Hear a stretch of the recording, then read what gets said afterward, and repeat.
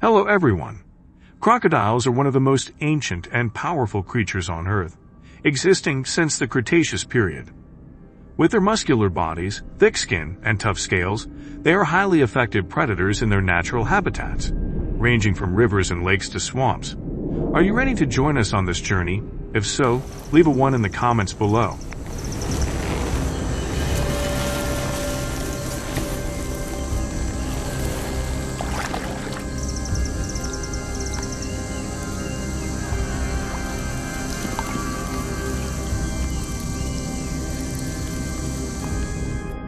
They are distinguished by their sharp teeth and lightning-fast attack capabilities, allowing them to easily capture prey ranging from large animals like deer and buffalo to smaller creatures. Crocodiles play a crucial role in their ecosystems, helping to maintain biological balance by controlling other species populations and keeping water environments clean by consuming animal carcasses.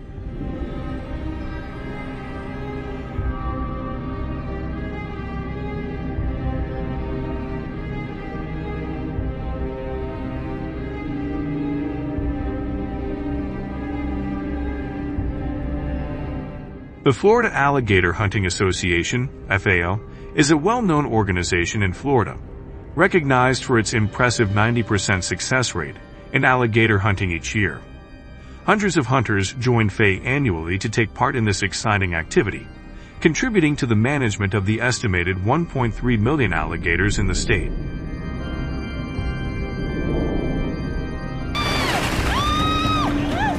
gotta get him over. Hold on.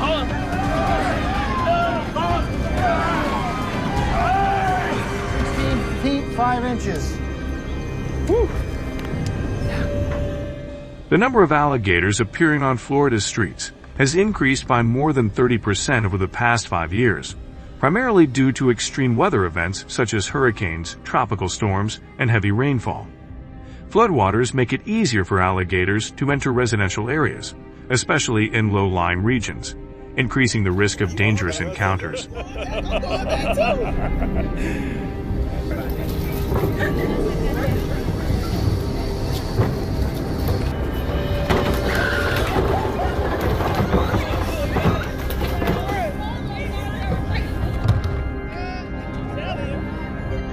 To take down the giant alligators in Florida, the Florida Alligator Hunting Association primarily uses rifle hunting, a method chosen for its high efficiency and strong ties to local hunting traditions. This technique boasts an impressive success rate, with hunting teams typically consisting of 3 to 4 members, including a primary hunter, supporting hunters, and scouting personnel, each playing a specific role to ensure safety and coordination. Do you agree with this method? If yes, like the video, and if not, leave a 2 in the comments.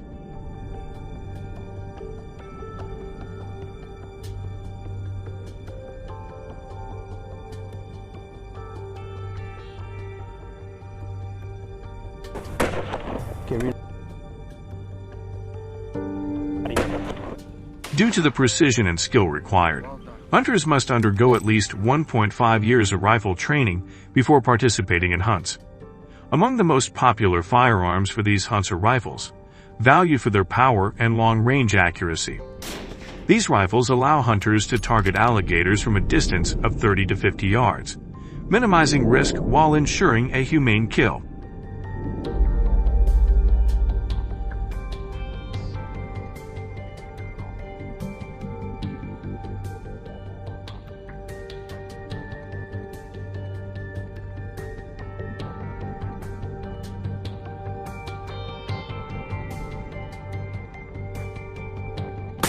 Once the target is located, hunters must observe the alligator's movements while maintaining a safe distance. This observation is key to ensuring an accurate shot and avoiding unnecessary risks. When ready, hunters aim for the head or spine to ensure a quick and effective kill. If the alligator survives the initial shot, a supporting hunter is responsible for delivering a follow-up shot.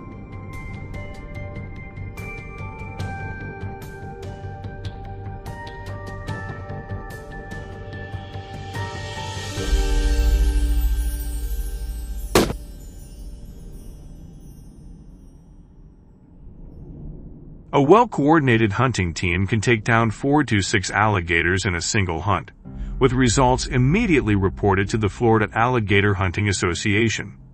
This method has led to a 20% reduction in alligator attacks on humans, highlighting the organization's crucial role in ensuring public safety. Thank you for watching this video. If you enjoyed it, please like, comment, and subscribe to our channel to stay updated on future content.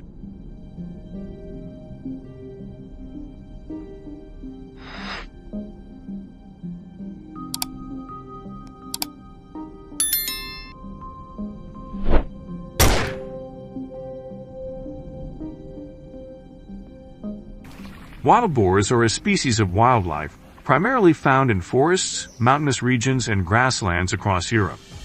They have a robust and muscular build, with a body length that can reach up to 1.8 meters, not including the tail. Their fur is typically grayish-brown or black, sometimes featuring light stripes or spots, helping them blend into dense forests or grasslands. This coarse and thick fur provides protection against the elements and insects.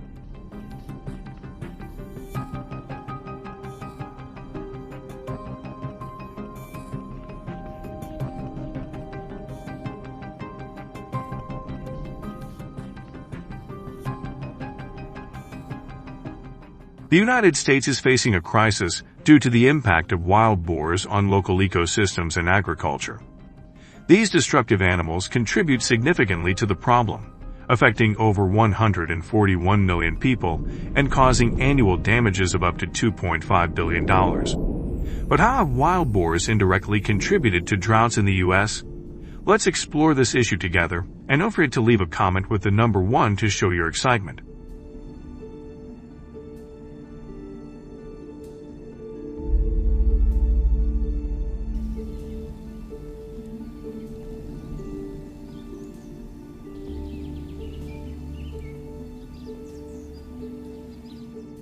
A study published in the journal Ecology found that wild boar digging in the forested areas of Great Smoky Mountains National Park has significantly altered the forest floor. Researchers discovered that their digging increases soil erosion and reduces water retention, exacerbating drought conditions. In addition to impacting natural ecosystems, the foraging behavior of wild boars can also cause severe damage to crops in agricultural areas.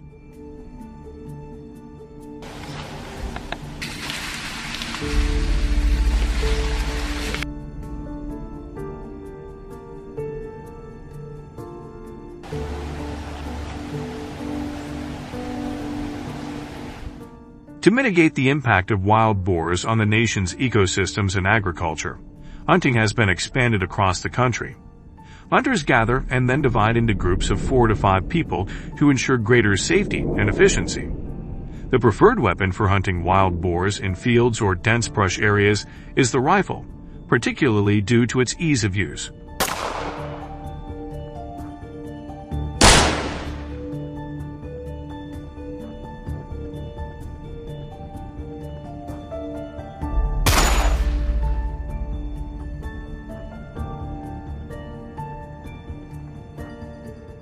When selecting a firearm for wild boar hunting, the most common calibers are rifles, favored for their power and versatility.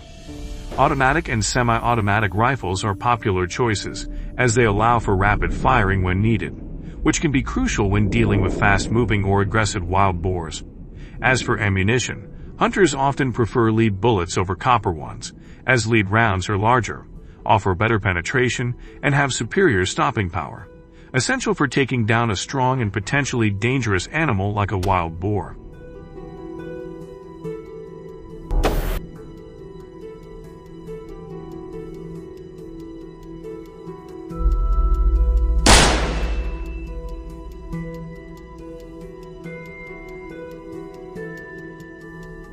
Additionally, safety concerns are crucial when hunting wild boars. Hunters must stay aware of their surroundings and be prepared to fire additional shots if necessary, as wild boars can become aggressive, especially when wounded. Proper firearm placement is essential to ensure a quick and humane kill, requiring good shooting skills and familiarity with the weapon's capabilities. Hunters must also be mindful of what lies beyond their target, avoiding shots in densely populated areas or through thick vegetation, where bullets could pass through unpredictably.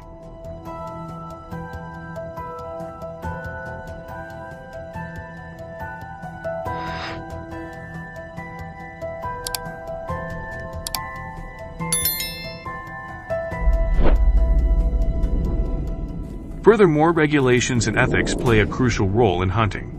Hunters must ensure they have the necessary permits and documentation as required by their state or region.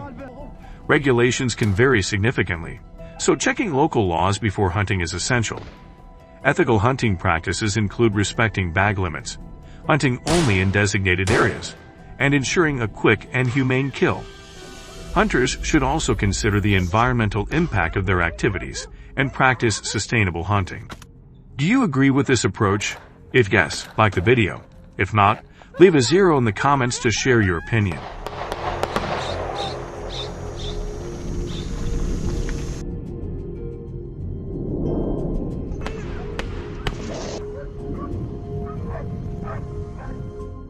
Stand hunting is a popular method where hunters set up stands or blinds near areas frequently visited by wild boars, such as water sources, feeding areas, or trails. This approach requires patience, as hunters must wait for the boars to come within shooting range. Proper firearm placement is crucial to ensure a quick and humane kill. Hunters aim for the heart-lung area, located just behind the front shoulder. While head or neck shots can also be effective, they require greater precision.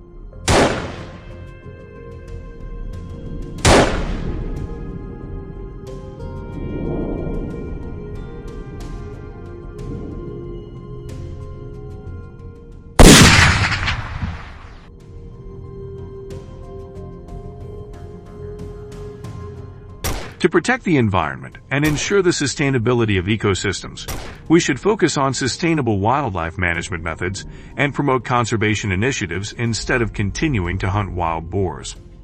This includes implementing responsible wild boar population management programs, minimizing human-animal conflicts, and protecting their natural habitats.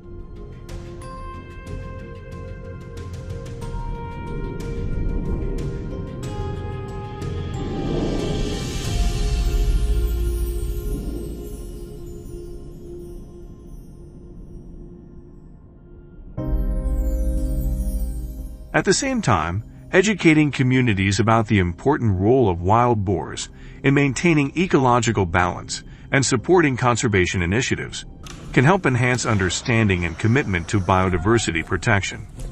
By combining effective management measures with increased awareness, we can safeguard the environment and ensure the sustainability of ecosystems for future generations. Share your thoughts in the comments below. Thank you for watching, and see you in the next video.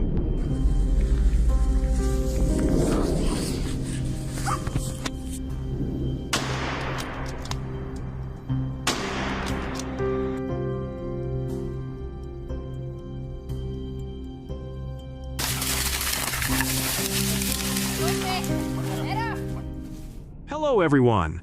Bobcats, particularly in Texas, have become a major concern due to their estimated population of around 500,000 individuals. The diverse environments in the state provide ideal conditions for these animals, allowing them to thrive.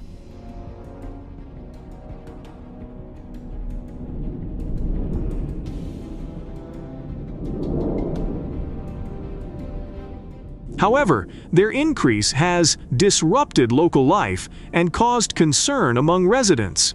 So, what challenges have bobcats posed in Texas, and how have residents dealt with these thousands of animals? Leave comment number 1 to explore these questions. And don't forget to subscribe to our channel for the latest updates.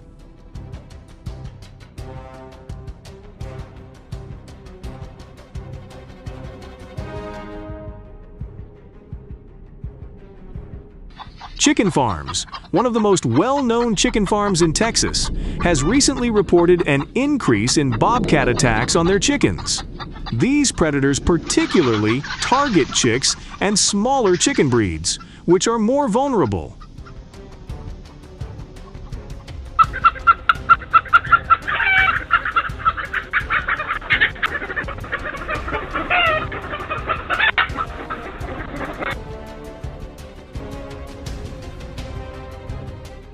In a notable incident, bobcats captured several chicks, forcing the farmer to place the remaining chicks into cat-proof incubators to prevent further damage.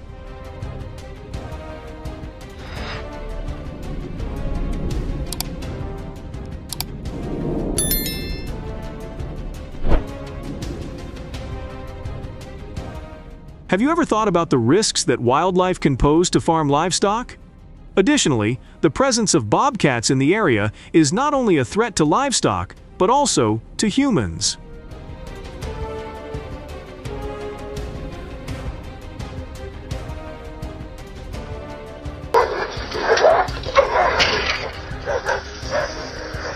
On July 21, 2024, in Dallas County, a couple named Jack and Emma had a terrifying encounter with a lynx. The animal attacked Emma, causing her to panic, and Jack intervened to help her. Both of them only sustained minor scratches.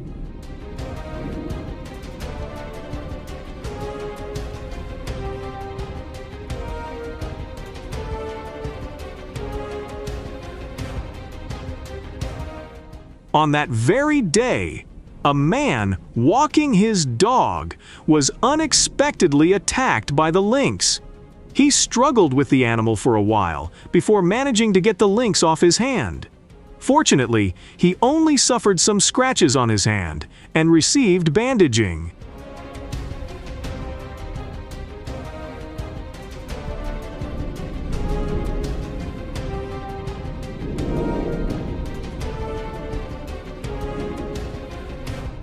So, how can communities protect themselves from threats posed by wildlife?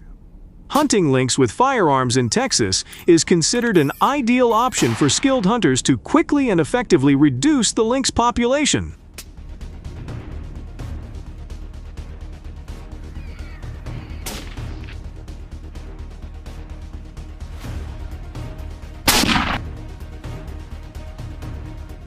Common firearms include the .223 Remington, .222, 250 Remington, and .243 Winchester, all of which have similar calibers.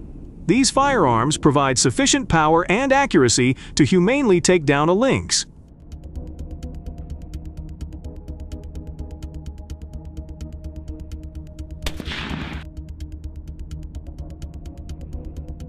In addition, a high-quality scope is essential for accurate shooting at various distances.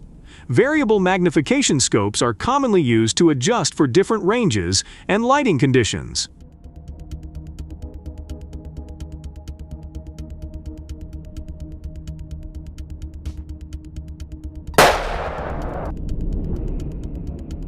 First, hunters need to verify that the detected animal is indeed a lynx and not another species by identifying key characteristics such as size and fur pattern. Ethical considerations play a crucial role in ensuring that lynx hunting adheres to legal limits, including hunting seasons, quotas, and other legal requirements.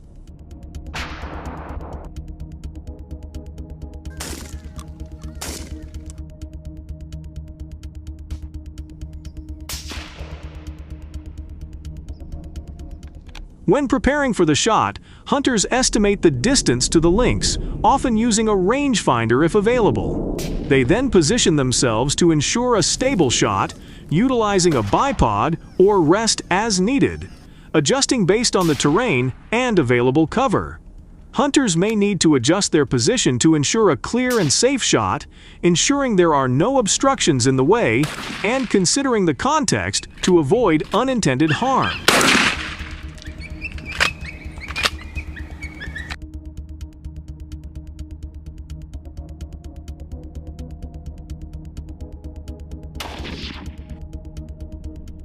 Additionally, shooting requires accurate aiming at vital areas of the lynx, such as the chest or behind the shoulder, to ensure a quick and humane kill.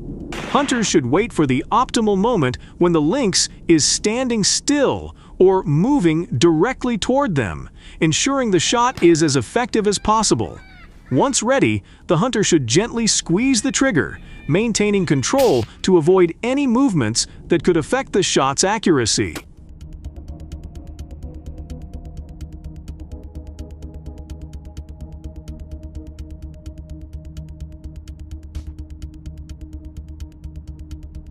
After shooting, the hunter observes the lynx's reaction. A precise shot should quickly incapacitate the lynx. If the lynx runs away, the hunter should note the direction and any signs to track it. If the lynx does not fall immediately, the hunter should wait for a short period before approaching cautiously to avoid startling the animal. They will then track any blood trails or signs to locate the lynx.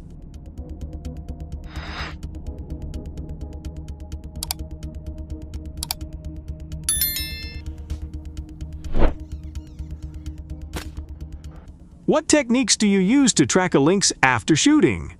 Hunting wildlife with a rifle has many advantages, as rifles provide higher accuracy compared to other hunting tools like shotguns or bows, allowing hunters to make precise shots at greater distances.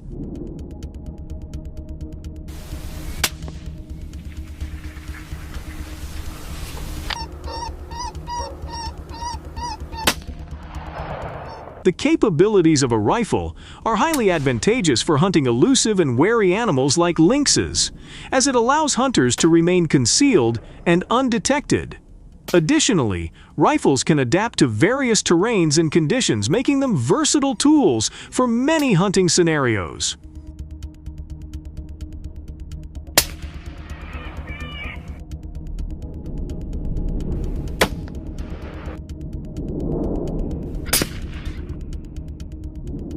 Rifles can be equipped with various scopes and accessories to suit the hunter's needs.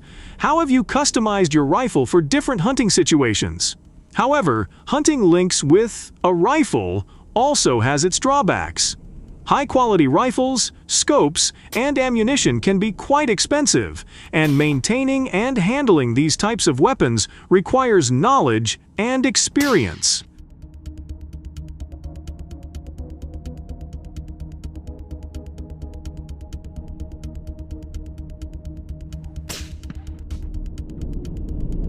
Effective use of a rifle requires shooting skills and familiarity with the weapon, meaning new hunters may need significant practice to become proficient. Are there any resources or training programs you recommend for new hunters to improve their rifle skills?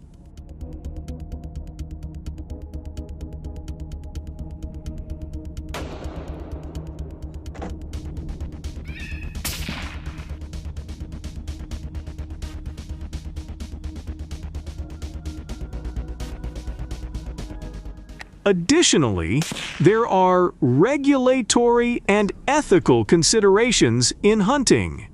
Legal regulations governing the use of rifles in hunting include hunting seasons, caliber restrictions, and designated areas where rifles are permitted. Hunters must be aware of and comply with these regulations. Ethical concerns also require hunters to shoot carefully to avoid causing prolonged suffering to the animal, as inaccurate shooting can result in extended pain for the lynx.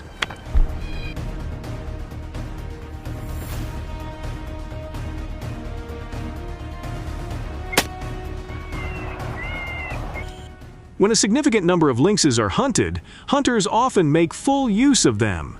Lynx meat can be prepared into delicious and appealing dishes. Additionally, their fur is highly valuable.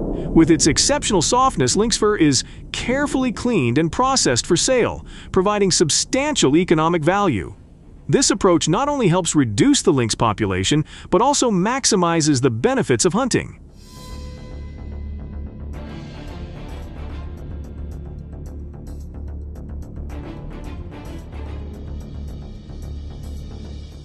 Additionally, due to their intelligence, lynxes adapted for captivity often quickly adjust to their new environments.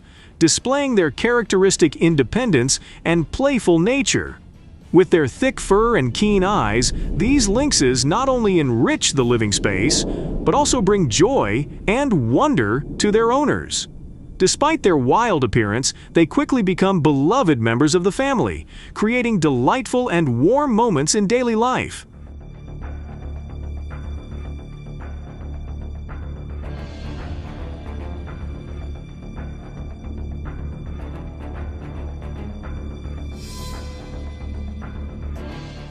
Birds of prey, such as hawks, also pose a significant threat to the ecosystem in the UK, particularly affecting Canada geese and wild rabbits. These raptors often prey on the feathers of Canada geese, causing harm to their populations.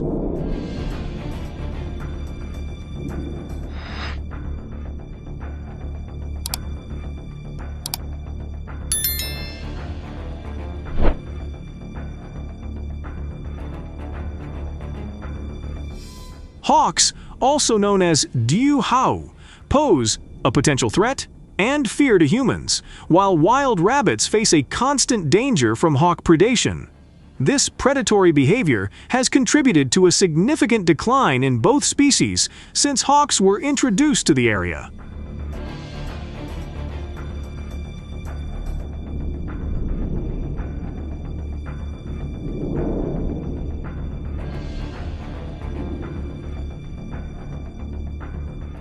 Historically, hawks were nearly driven to extinction in the 1950s and 1960s due to widespread pesticide use, which severely reduced their populations.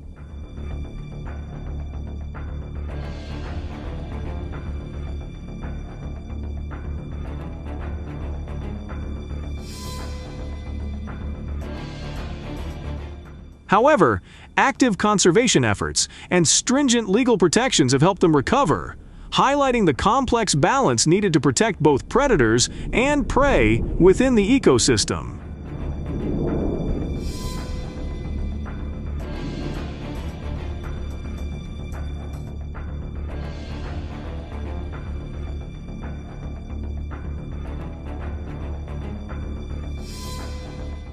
Hawks in the UK represent a remarkable success story in conservation. Thanks to stringent legal protections and dedicated recovery efforts, these majestic birds have made a strong comeback after being nearly driven to extinction in the mid-20th century.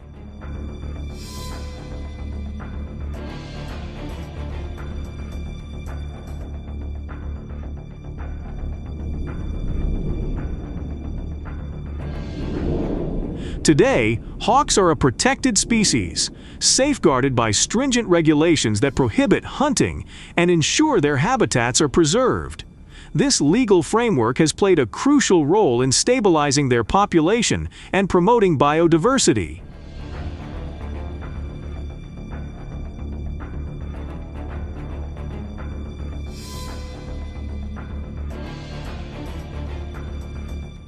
In contrast, crows, known for their aggressive behavior and impact on both humans and smaller animals, sometimes even preying on them, are managed through regulated hunting measures.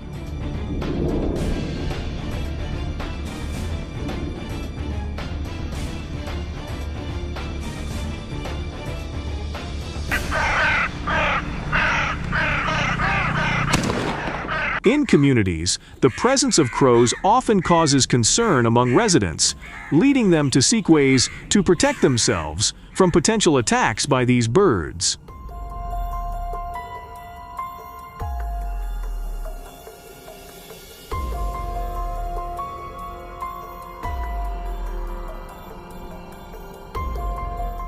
Although not protected to the same extent as hawks, regulated crow hunting helps mitigate their negative impact on the environment, striking a balance between species conservation and ecosystem management.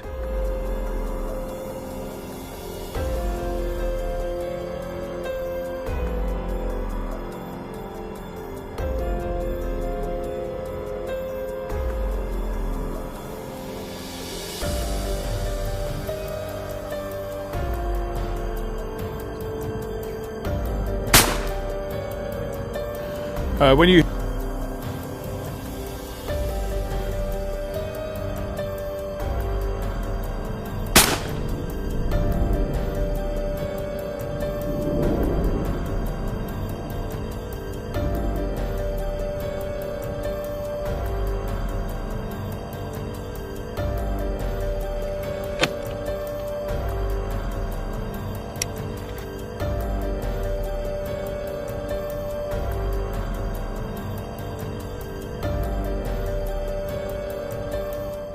This predatory behavior not only disrupts the local wildlife, but also contributes to the general unease among residents, highlighting the need for effective measures to manage and mitigate the impact of these birds on both the environment and the community.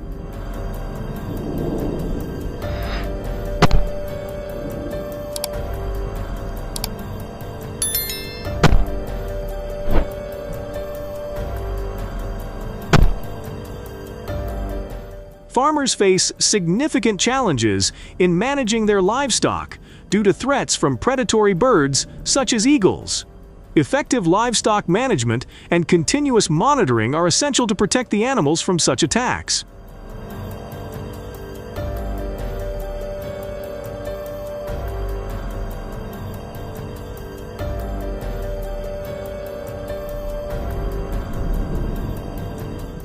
This includes implementing preventive measures such as securing barns, using guard animals, and employing surveillance technology to detect and deter predators. Additionally, stringent monitoring is crucial to prevent overhunting and the potential extinction of predatory birds, as they play a vital role in maintaining ecological balance.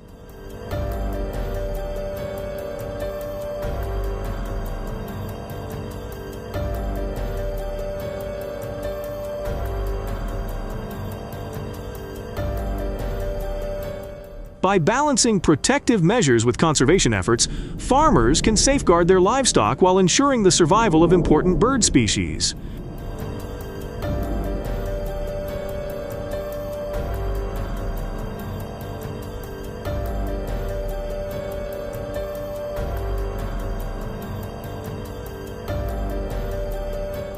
Eagles, as apex predators, exhibit significant hunting behavior, often targeting livestock such as sheep and smaller animals like wild rabbits. Their formidable hunting skills can cause injuries and losses for farmers, especially during the breeding season when eagles typically focus on vulnerable young animals.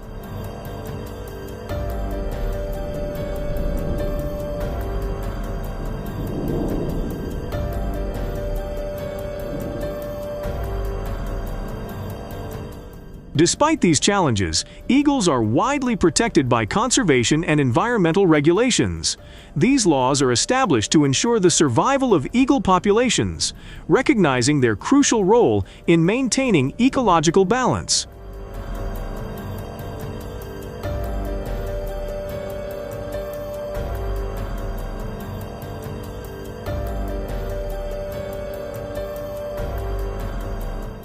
Rock pigeons have become a major environmental concern in the UK due to the pollution and significant damage they cause to green spaces in agricultural fields. Their droppings not only contaminate urban areas, but also harm crops, posing a dual threat to both urban aesthetics and rural productivity.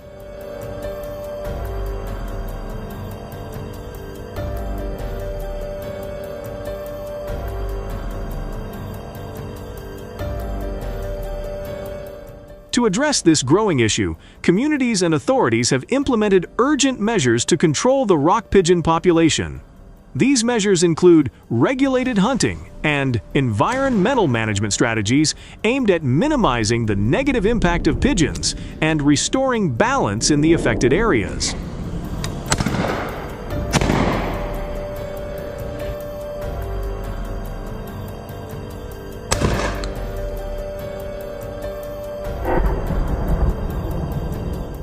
Hunting regulations in the UK are designed to manage bird populations responsibly while ensuring environmental safety and ecological balance.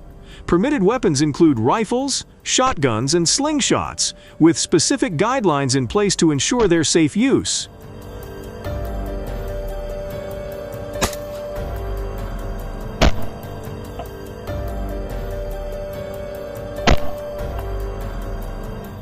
Hunting activities are restricted to designated areas such as agricultural lands, woodlands, and other managed areas, and are typically permitted from July to October to minimize disruption to wildlife and ecosystems.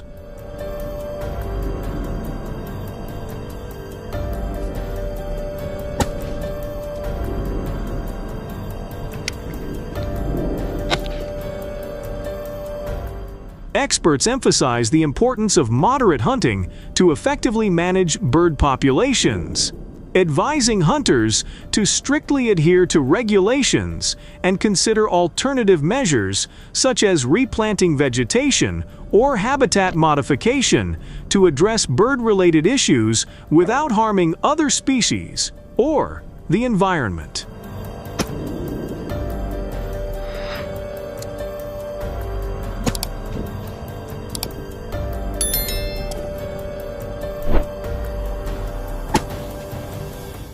We encourage everyone to stay informed about local wildlife issues and participate in conservation activities.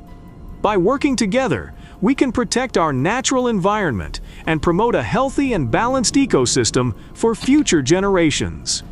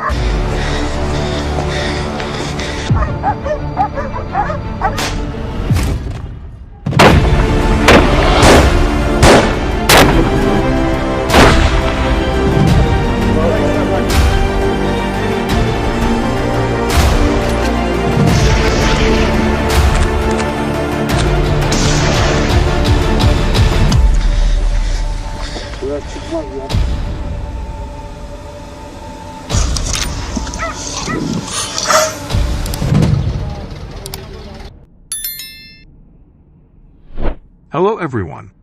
Millions of invasive elephants are attacking residential areas in Australia, causing economic damages of up to $5 million annually. What measures should be implemented to sustainably manage these millions of invasive elephants? Leave a comment with the number 1 to continue the video.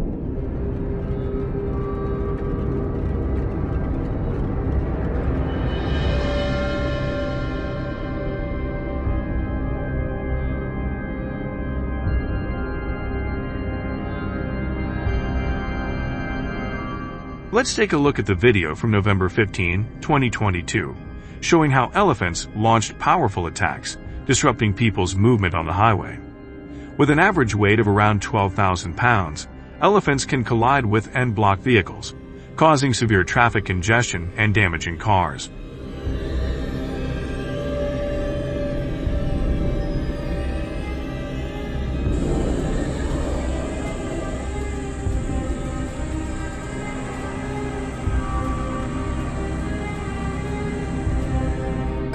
According to information from the Australian Department of Tourism and Wildlife, there were 15 elephant attacks in Australia's tourist areas in 2022.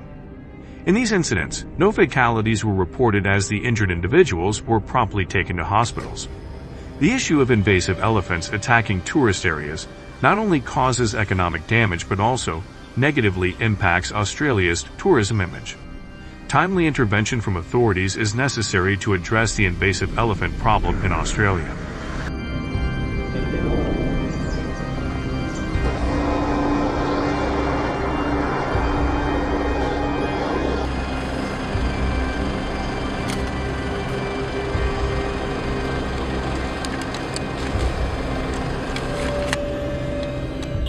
For a long time, hunting was banned in Australia. A 7-year hunting ban was implemented to protect Australia's land resources and minimize threats to elephants and other wildlife from dangerous hunting practices. However, after some time, due to severe attacks and the rapid reproduction of invasive elephants, the Australian government decided to reinstate hunting activities.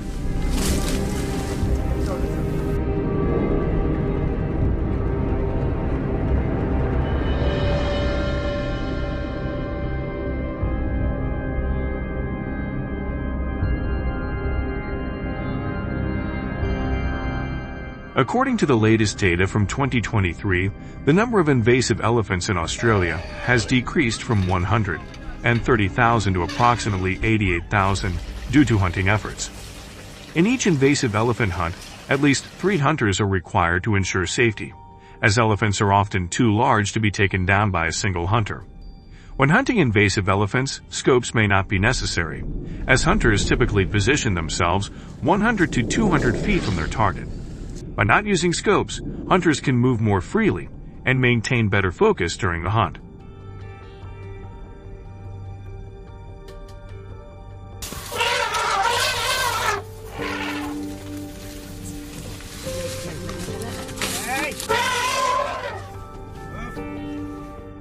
Hunters need experience in handling close encounters with elephants to avoid danger, as invasive elephants are massive and move quickly.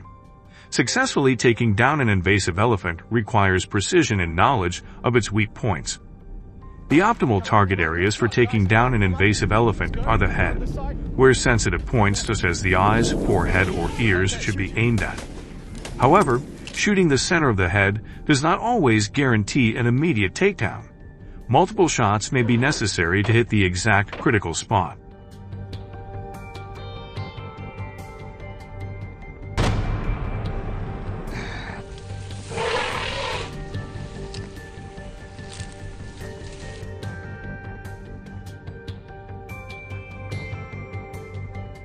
Hunters receive training in these skills through government-organized hunting courses in Australia.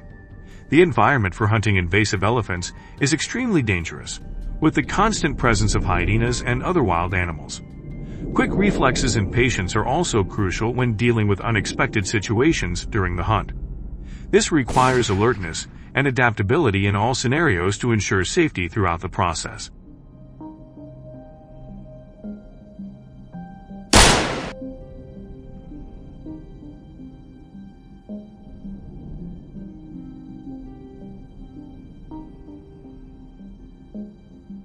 In Australia, hunters must obtain a government-issued hunting license and be over 18 years old to participate in this risky activity. The invasive elephant hunting season, which runs from May to September each year, has significantly reduced elephant attacks in tourist areas, thereby easing public concerns.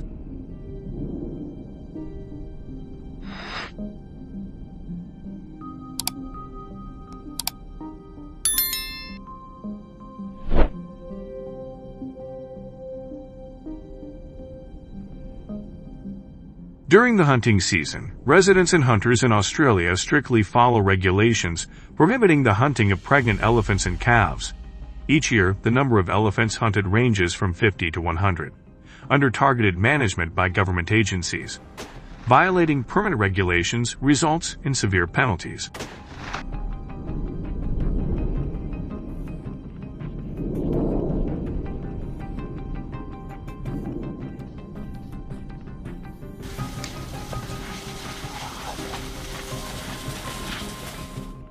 The use of shooting sticks is an essential part of a hunter's strategy, as invasive elephants can reach heights of around 10 feet, making them difficult to handle without support. Shooting sticks are designed to provide extra stability and height, allowing hunters to position their rifles properly and achieve better shooting angles.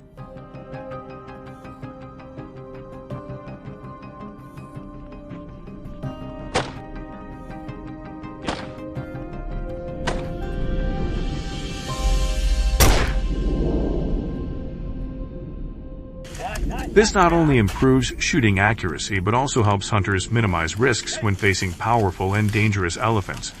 Traveling by vehicle in the wilderness at speeds adapted for rough terrain allows hunters to save time and energy when reaching hunting areas. The typical vehicle speed on wild terrain ranges from 20 to 40 miles per hour. Finishing the hunt before nightfall is crucial to ensure safety and avoid potential dangers that arise in the dark. It was fun. Let's give him another shot then.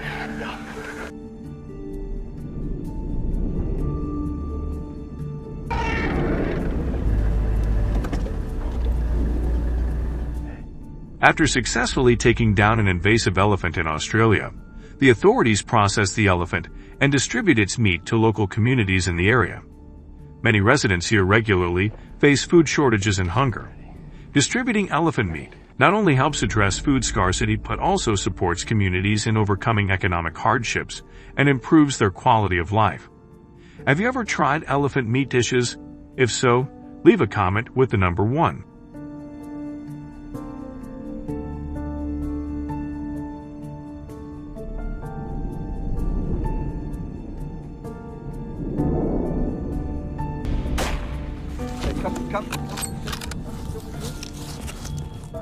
The hunting of invasive elephants in Australia has sparked controversy and lacks public support for several reasons. This practice disrupts ecological balance, affecting natural processes and the food chain in the region. Specifically, the decline in elephant populations can lead to an increase in grass and vegetation, creating competition among other wildlife species.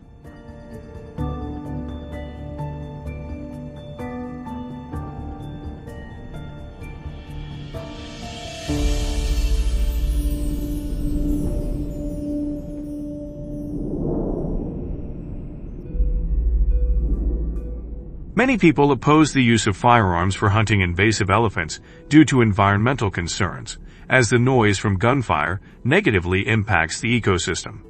The sound of gunshots causes panic among animals, disrupts the natural tranquility, and may stress non-target species. Furthermore, the use of firearms can have unforeseen consequences, damaging the habitats of other species and disturbing the ecological balance.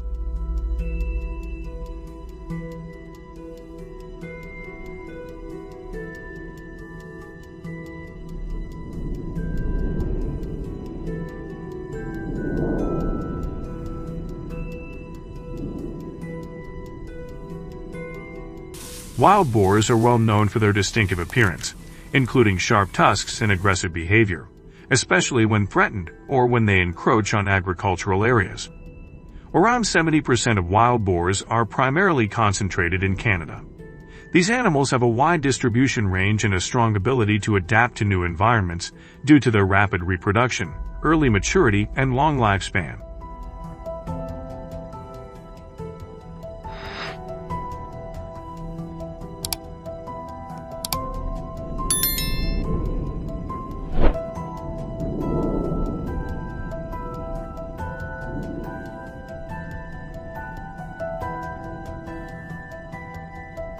Wild boars in the wild can live up to 10 years. With this longevity, they cause the most significant agricultural damage in Canada each year. The country suffers billions of dollars in losses to farmland and ecosystems.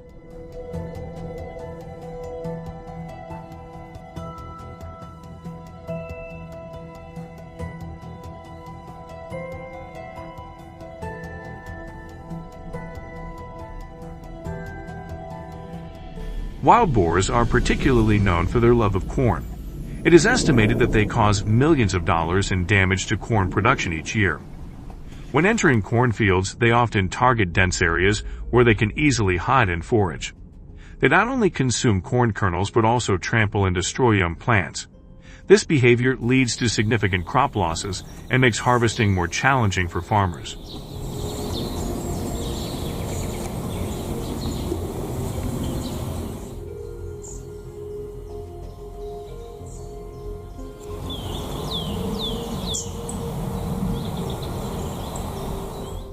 Farmers in Canada estimate that wild boar damage amounts to as much as $2 billion, with the agricultural sector alone losing around $500 million.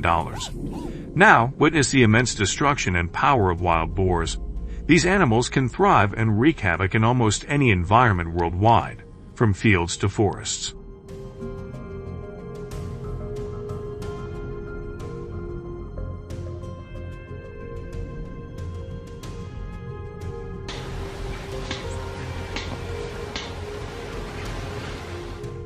Based on the reported damage, Canadians need to take proactive measures to manage the invasive wild boar population. They have explored various integrated methods that combine different strategies. Comment number 1 if you're curious about the latest wild boar control techniques used by Canadian hunters.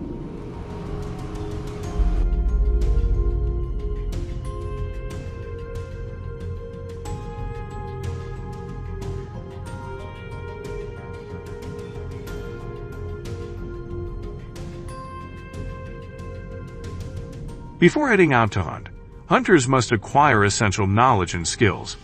Marksmanship is a crucial aspect of becoming a successful hunter. To excel, they need to dedicate time to practice and refine their abilities. They are required to spend at least several months training with shooting models before being allowed to participate in official hunting activities.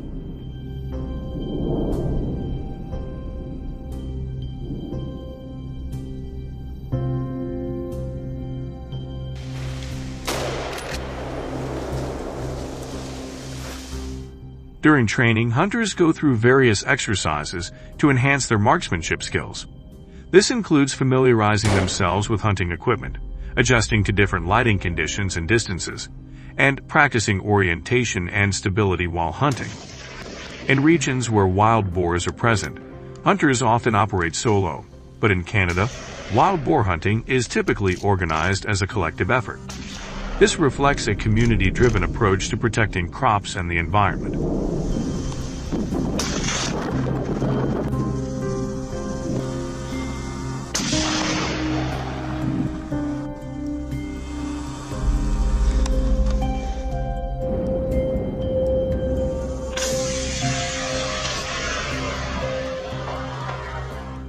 This activity typically takes place in the fall and winter, when wild boars gather in search of food. Hunters must be at least 18 years old and possess a valid hunting license. Additionally, collective hunting ensures safety for participants, while providing an opportunity for social interaction and sharing the bounty. In these organized hunts, hunters are equipped with specialized hunting tools as part of a strategic effort to control the invasive wild boar population, effectively reducing their numbers at a rapid pace.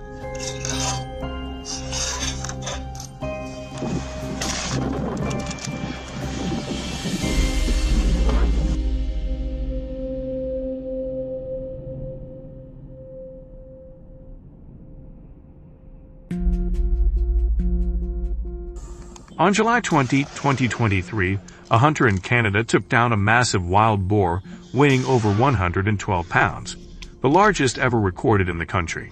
This achievement not only brought excitement to hunters but also helped mitigate damage to local crops.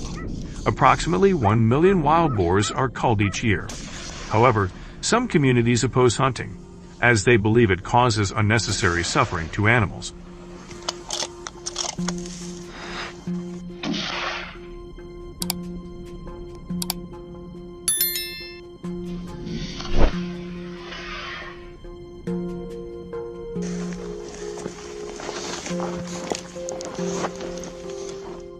The use of hunting equipment can also impact the environment, such as disrupting ecosystems and causing noise pollution.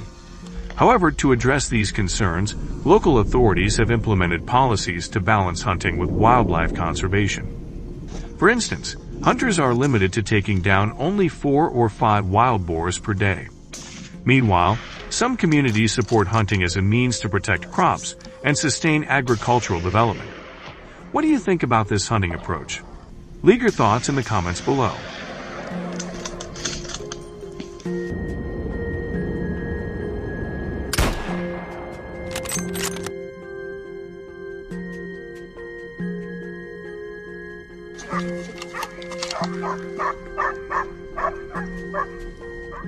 Do you think the current methods for controlling invasive wild boars are the most effective from the perspective of Canadian farmers?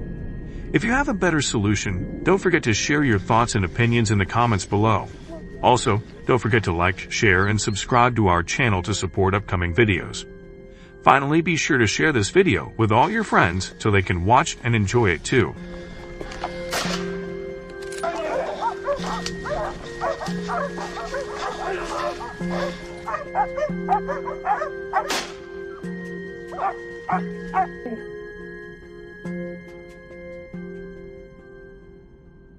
Hello everyone! Today, we will explore the invasive wolves as the sound of gunfire echoes at dusk, and the howl of the wolves signals the beginning of the hunt.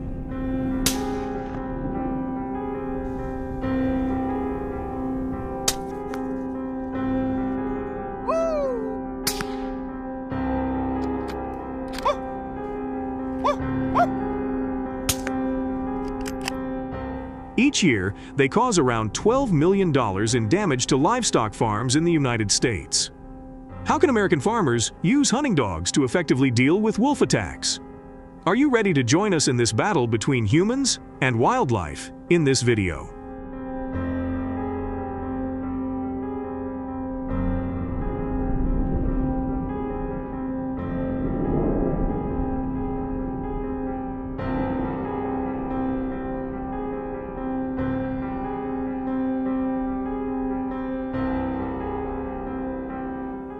On a quiet night in Pennsylvania, USA, hungry wolves began attacking sheep farms. The sheep were no longer to be found. Research shows that the average damage caused by wolves is about $150 per sheep, with total losses reaching up to $24 million for the 160,000 sheep harmed across the United States.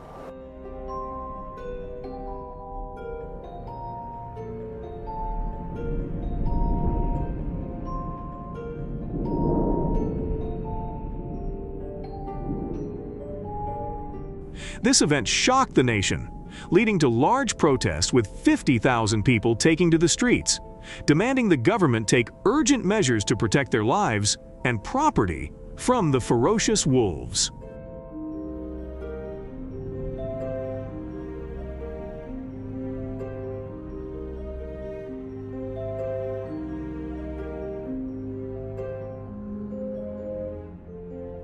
The damage to the livestock industry has become increasingly severe, prompting the U.S. government and citizens to use hunting dogs to protect farms and livestock from wolf attacks. These dogs are carefully trained to chase away wolves and keep them out of farm areas. Their use not only helps prevent attacks, but also aids in controlling the wolf population in the region, effectively safeguarding farmers. Spring, but she's... Farmer Sapran farmer property.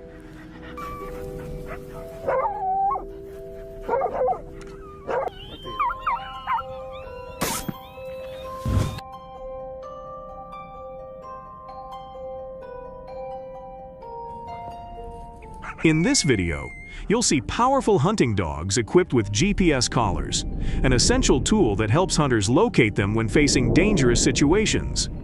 When confronted with 4 to 5 wolves, these dogs are trained with sophisticated sniffing and tracking skills, particularly their ability to work in teams and follow human commands. You see him? Just wait.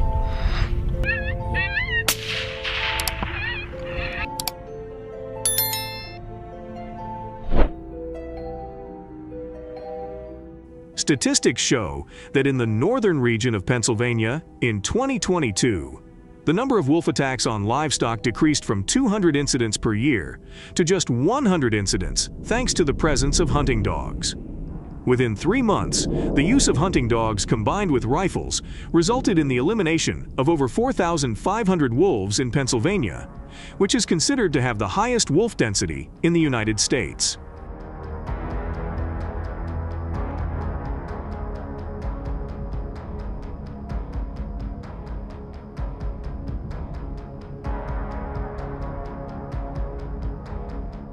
In the United States, in the state of Pennsylvania, to be licensed to use hunting dogs, the dog owners must demonstrate that they have the ability to care for and protect the dogs during the hunting process.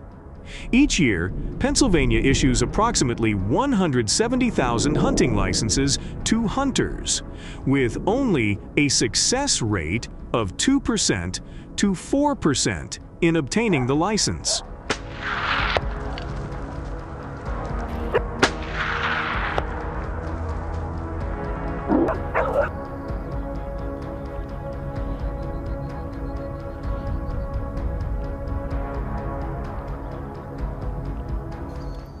Additionally, a rifle usage license also requires hunters to strictly adhere to safety regulations and proper firearm handling techniques.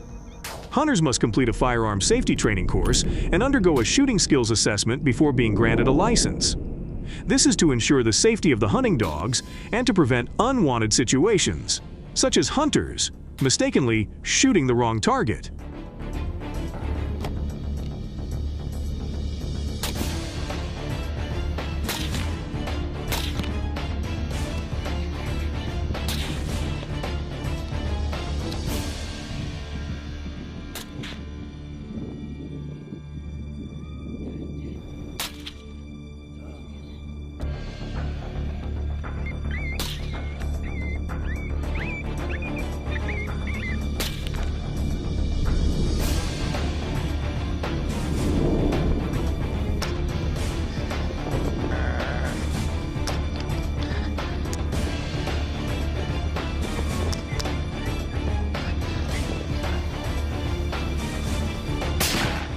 The wolf hunting season in Pennsylvania typically begins in November and lasts until February, with specific regulations on the number of wolves allowed to be hunted each season.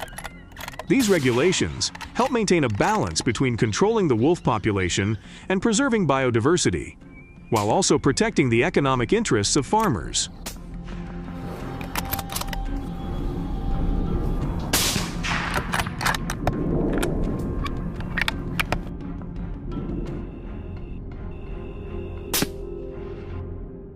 In winter, when the terrain is covered by thick layers of snow, hunters face difficulties in mobility. To cope with this, they often use snowmobiles for transportation. These snowmobiles are also designed with spacious compartments, allowing for the convenient transport of wolves.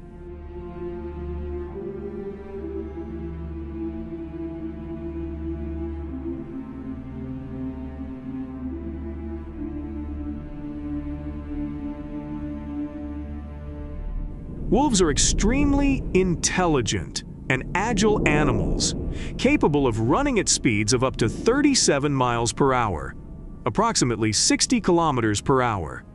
They have the ability to detect and hide from hunters. Missed shots not only cause hunters to lose the opportunity to catch wolves, but also alert the wolves to the presence of humans, making them more wary and harder to approach in subsequent hunts.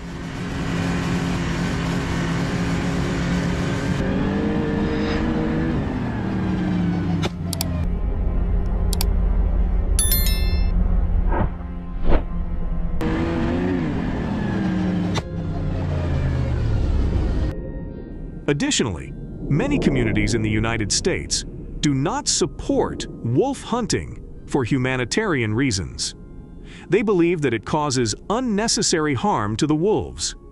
If you agree with this idea, comment with number 2. Wolf hunting in the United States is not only a measure to control the population of this species, but also a way to comply with the government's requirement to report the number of wolves hunted.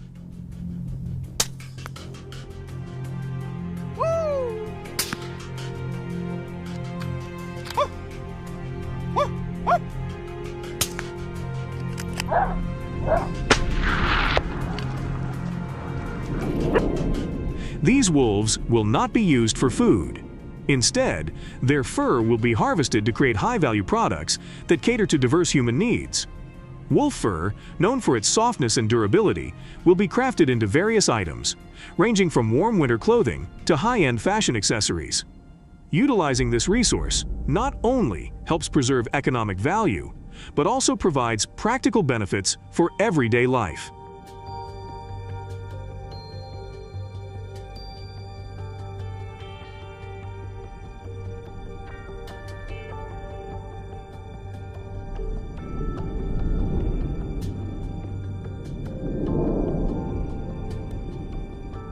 The income of American citizens from livestock farms has stabilized, but the government will need to implement more sustainable preventive measures in the future.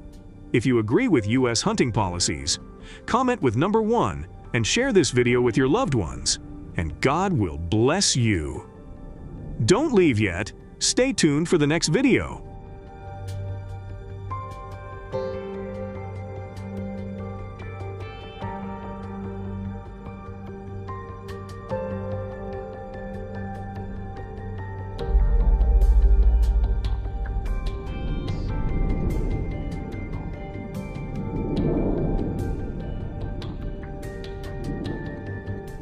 Not only wolves, but bears are also a leading cause of harm in the United States. In a peaceful rural area where cornfields stretch across millions of acres, providing a significant source of income to support many families.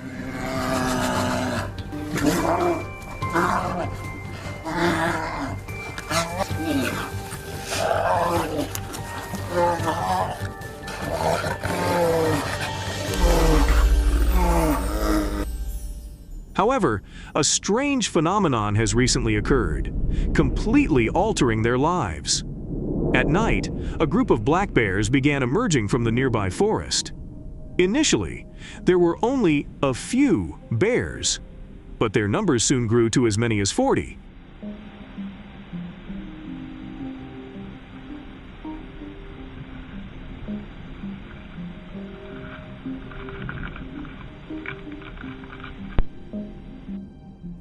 The black bears, drawn by the scent of ripe corn, stealthily entered the fields to feed. Farmers grew anxious upon discovering bear tracks among the corn rows. Stalks were broken, partially eaten ears of corn were left behind, and bear footprints were imprinted on the ground.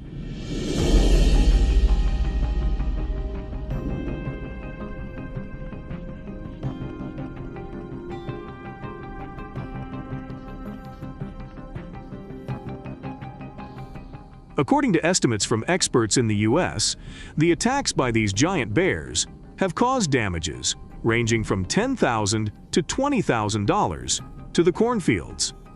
These losses impact harvest yields and have economic repercussions on the agricultural export industry.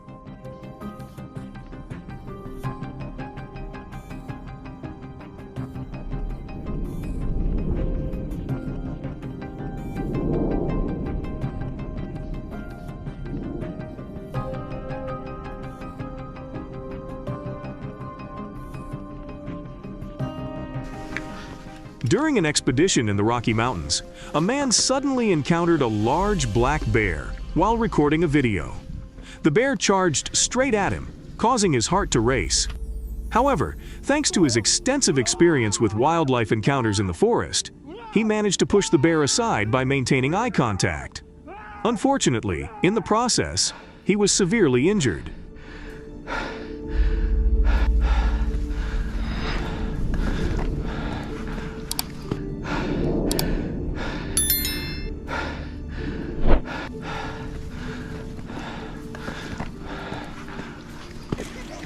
The authorities advise people to carry pepper spray when hiking in the mountains. If you encounter a black bear, use the pepper spray and aim directly at the bear's eyes.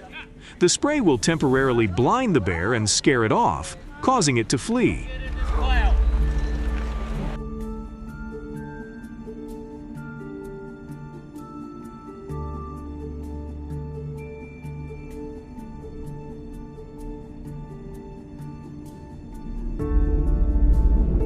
Human safety is at risk, and not only that, but the bears also cause significant damage to property, forcing the government to take action. Using firearms is the top choice to prevent the damage they cause. According to the U.S. Fish and Wildlife Service, hunters must always comply with all laws and regulations related to firearm use and black bear hunting.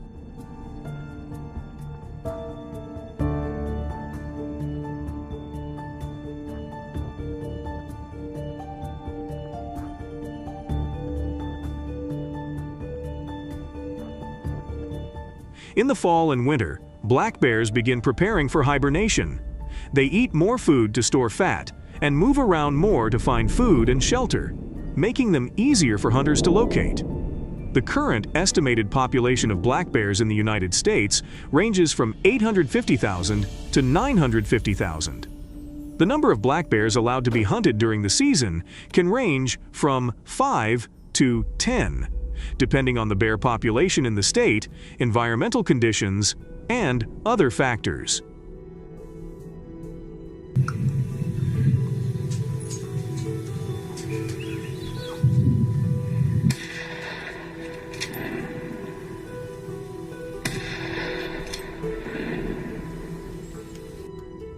Hunters must be over 18 years old and meet the required health standards to be permitted to hunt, provided they are accompanied and supervised by a leader. The ability to move flexibly in the forest and approach bears without making noise is an essential skill. Hunters need to know how to take advantage of the wind direction and terrain to approach bears stealthily.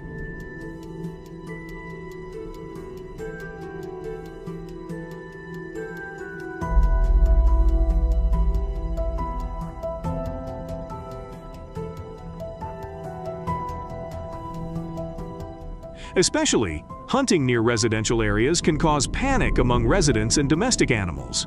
Therefore, hunters should choose hunting areas far from residential zones to avoid compromising the safety of all residents.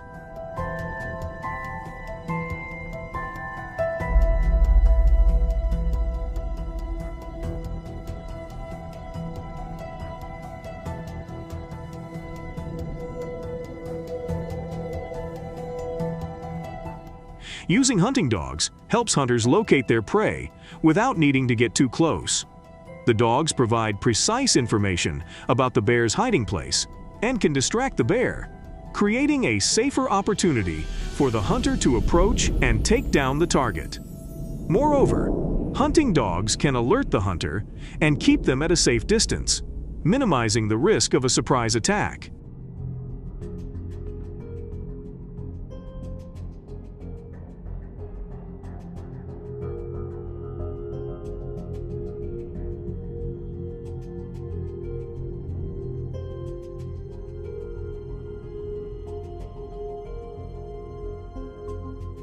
However, many others oppose the use of firearms due to concerns about safety and effectiveness. They believe that using guns in the wild can lead to accidents and harm others, even posing a risk to the firearm users themselves.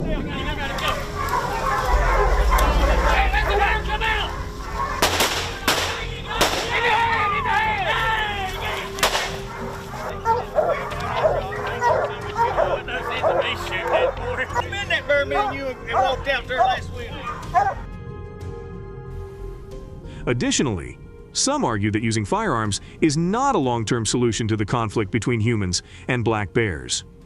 They propose alternative solutions, such as educating the public on how to coexist safely with black bears, managing bear habitats more effectively, and enhancing law enforcement to protect black bears from hunting.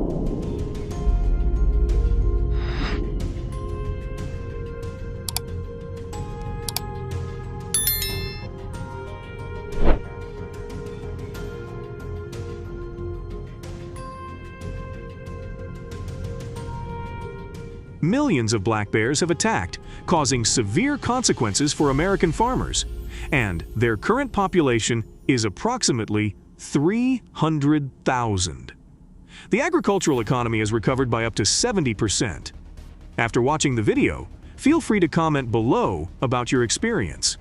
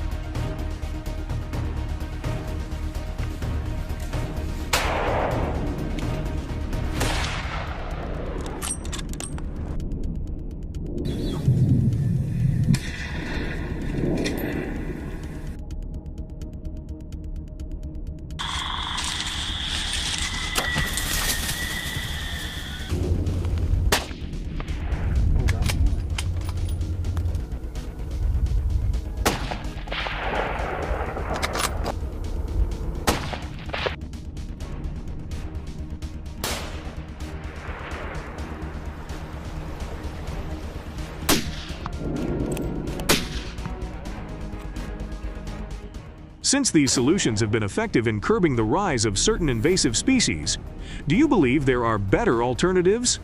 If so, don't forget to share your thoughts and opinions in the comments below. Also, don't forget to share, like, and subscribe to our channel to support us for future videos.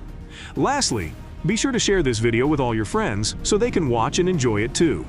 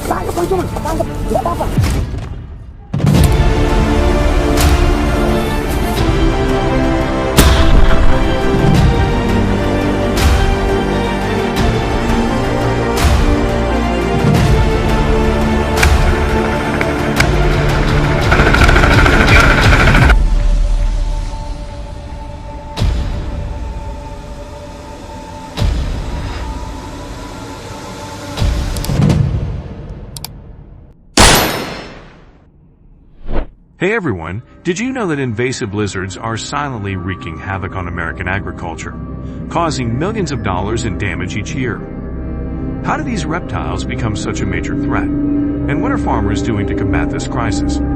This documentary will reveal the enormous cost to American citizens and the incredible efforts of hunters working to protect their crops.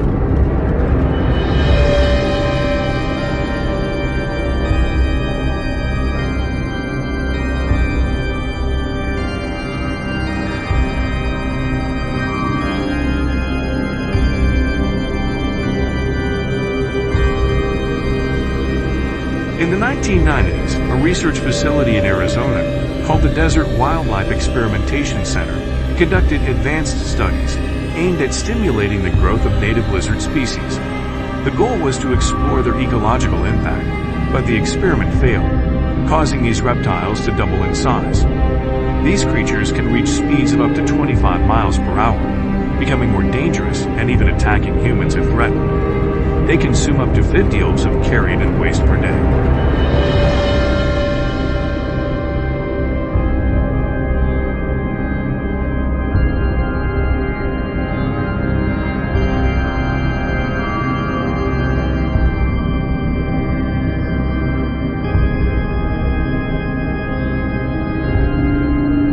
Their presence has contaminated over 4,000 acres of farmland, leading to severe soil and water pollution. The damage to agricultural production alone has exceeded $30 million, with no clear solution in sight.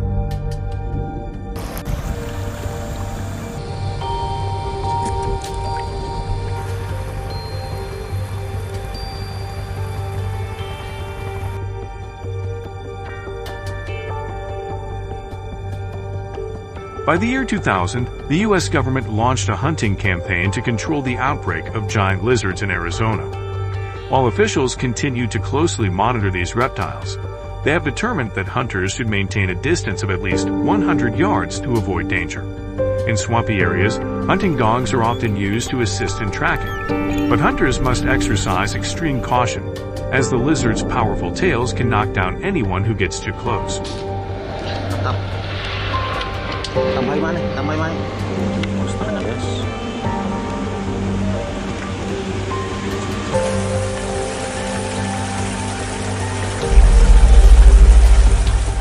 Pengambilan raksasa.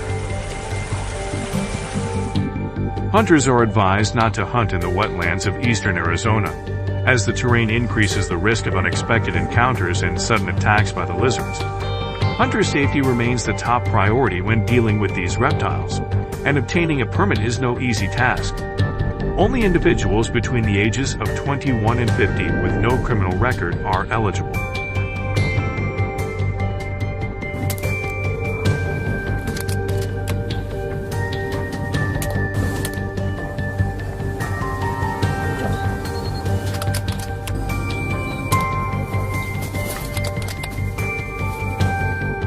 They must complete a 6-month hunting training program, learning from experienced hunters. The course costs around $2,500, making it a serious commitment. Each hunting season, only 150 licensed hunters are allowed to participate, with the season running from June to September. Arizona's arid environment requires hunters to be in good physical condition, and they are advised to avoid hunting on rainy days due to the dangerous swampy terrain. Hunters typically work in groups to support each other during long expeditions.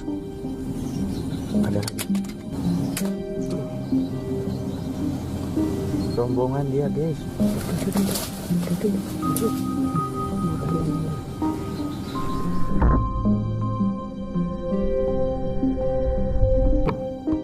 Investigations by the Arizona Game Foundation show that using camouflage shields improves hunters' chances of success by reducing the lizard's awareness of their presence. This technique has increased the success rate to 80% per hunt. Hunters typically use powerful AR-15 rifles, capable of firing up to 10 rounds at a time, along with advanced binoculars. This equipment maximizes efficiency, allowing hunters to take down up to 5 lizards per day.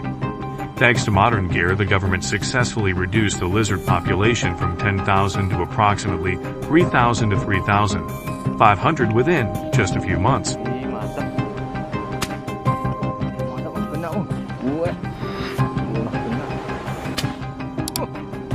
Jumping bang. Mantap.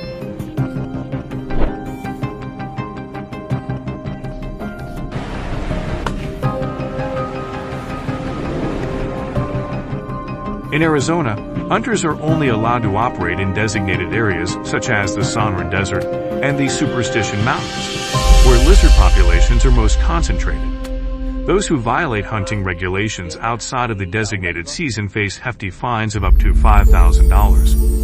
Hunters are encouraged to stay informed about policy changes through the official website of the Arizona Fish and Game Department, as the hunting season in Arizona comes to an end.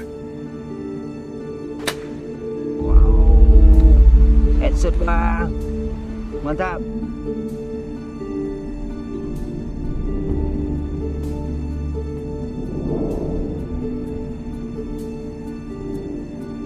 Hunters must report their activities to the authorities, adding a sense of urgency and responsibility to their role. Regulations are strict. Capturing lizards by hand is strictly prohibited, especially in the dangerous swampy areas near the Colorado River. Hunters are advised to study lizard behavior in these regions to avoid hazardous encounters. Safety remains the top priority, and adhering to these regulations is essential to prevent accidents. Benar bang. Hey.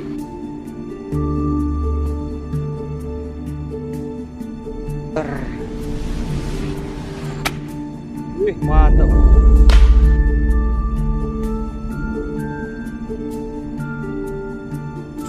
You wouldn't think these lizards could be eaten, would you? Only certain species are legally consumable, and they must be hunted in regulated areas like the Sonoran Desert.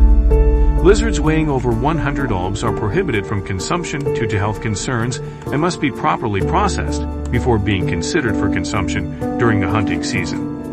Hunters are only allowed to process up to 50 olbs of meat, and all meat must be approved by the Arizona Department of Health Services before consumption. If you have any insights on lizard control measures, feel free to comment below to help build a safer hunting community. Comment number 1 if you think the U.S. approach to handling lizards is reasonable. Stay tuned for more updates.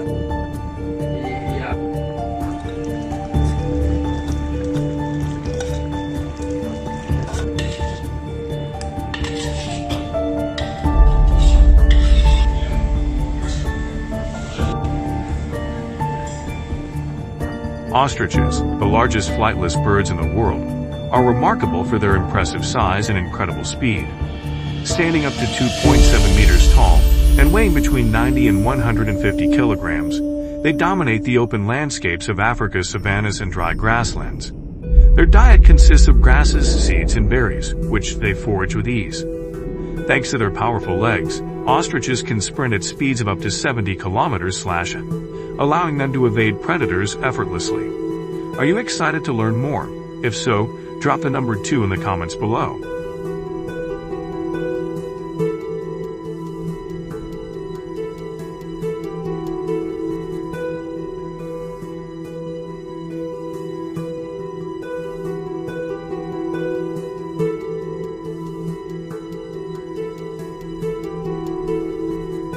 The ostrich has a diverse diet that meets its nutritional needs as a large bird. Primarily, they consume a variety of plants, including grasses, leaves, fruits, and seeds, along with other vegetation found in their habitat. They also eat plant parts such as roots and small stems. In addition to plant-based foods, ostriches supplement their diet with insects, grubs, and occasionally small animals, ensuring they get enough protein for growth and energy.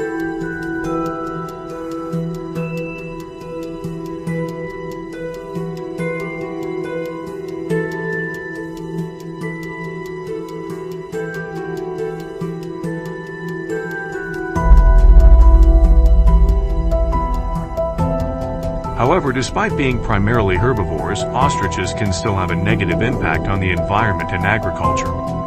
A growing ostrich population can lead to overgrazing, limiting the ability of plants in an area to regenerate. Their consumption of large amounts of grass and young plants may disrupt the local ecosystem, potentially reducing biodiversity and affecting other herbivores that rely on the same food sources.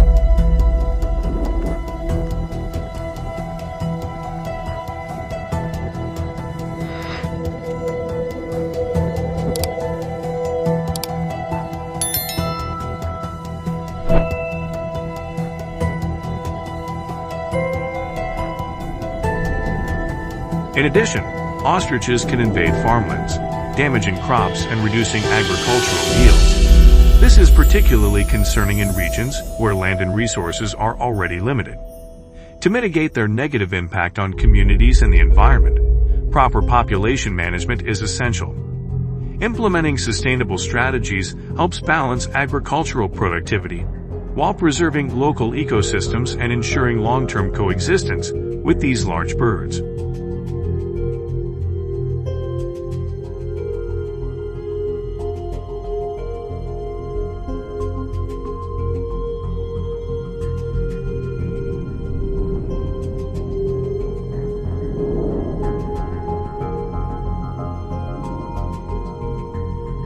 Beyond agricultural destruction, ostriches have also encroached into suburban areas, posing risks by blocking roads and causing traffic accidents.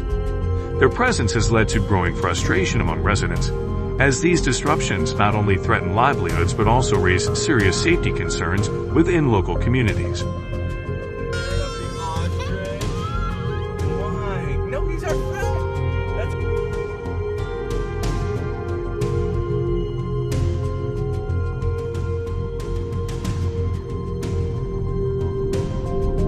To address this issue, hunters have turned to rifles as their primary tool.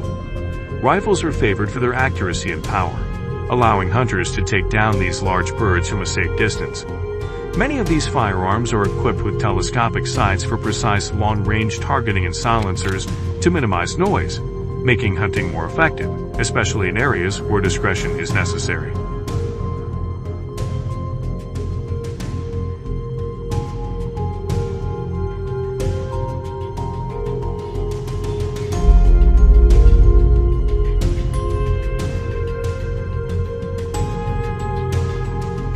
Safe ostrich hunting requires thorough preparation and strict adherence to regulations to ensure the safety of both hunters and the animals.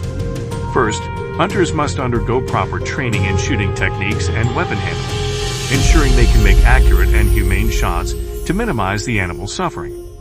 Additionally, careful selection of hunting locations and keen awareness of the surrounding environment help prevent accidents and unintended consequences. Do you agree with this hunting method? If yes, like the video. If no, leave a 0 in the comments.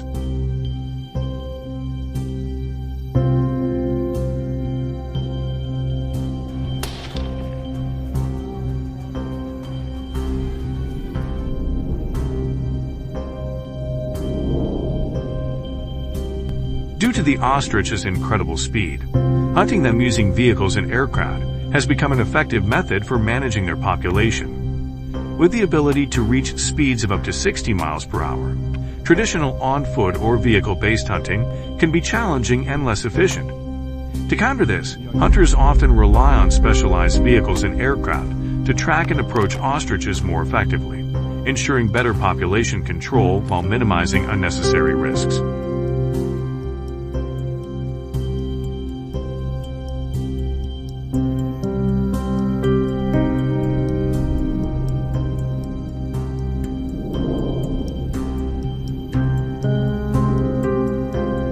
Aircraft, especially helicopters, offer a bird's-eye view, making it easier for hunters to track and locate ostrich flocks.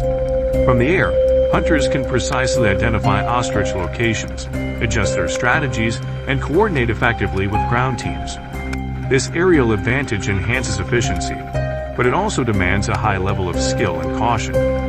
Strict adherence to safety and environmental regulations is essential to ensure that this hunting method is conducted responsibly and sustainably.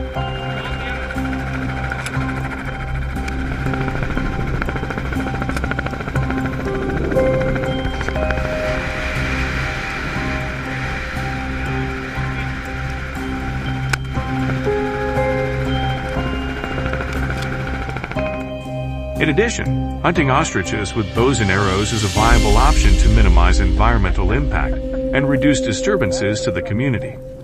This method allows hunters to approach their targets quietly, avoiding loud gunfire that could startle other wildlife in the area. By using bows and arrows, hunters can practice a more traditional and stealthy approach while maintaining effective population control.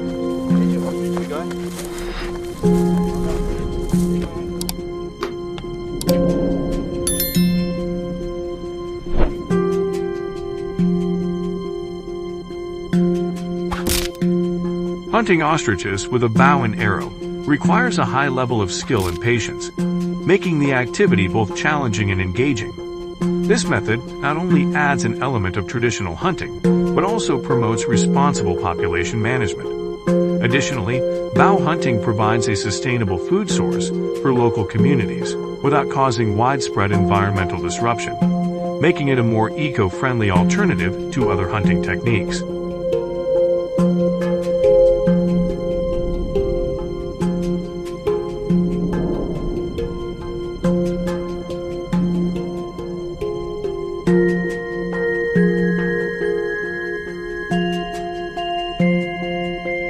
After hunting ostriches, hunters should report their results to wildlife management agencies or relevant organizations, ensuring compliance with legal regulations. This reporting process helps track population control efforts and supports conservation initiatives. By responsibly managing ostrich numbers, hunting contributes to maintaining ecological balance, protecting the health of the overall ecosystem, and preserving other species within their habitat.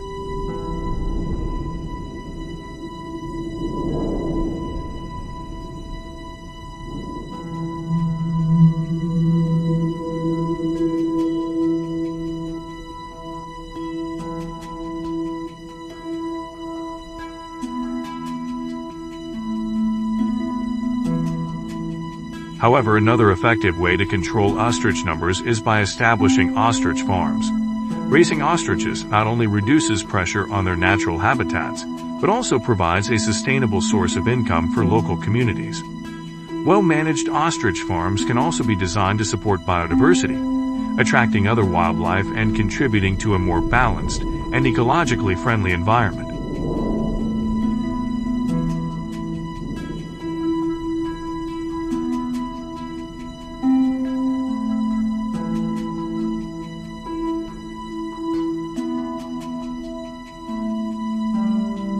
In addition, managing and caring for ostriches in a farm environment allows farmers to easily monitor their numbers and health, reducing the risk of attacks from wild animals. This approach not only protects crops and property, but also supports the sustainable development of ostriches within the ecosystem. By balancing conservation efforts with economic opportunities, ostrich farming contributes to both wildlife preservation and local economic growth. Thank you for watching this video. If you enjoyed it, please like, comment, and subscribe to the channel to stay updated with our next videos.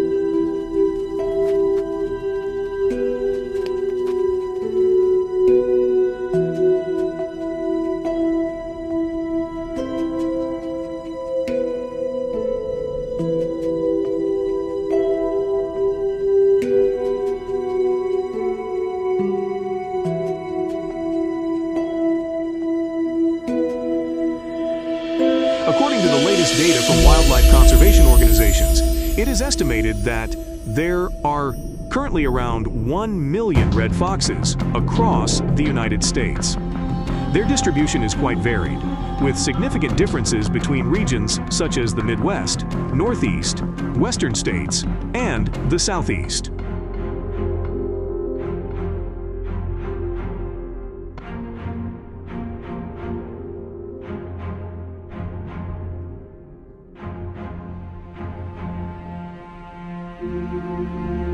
Notably, red foxes not only impact the ecosystem, but also cause various problems for agriculture and urban areas in the U.S. Let's explore more about the challenges they present and the significance of this species through this documentary.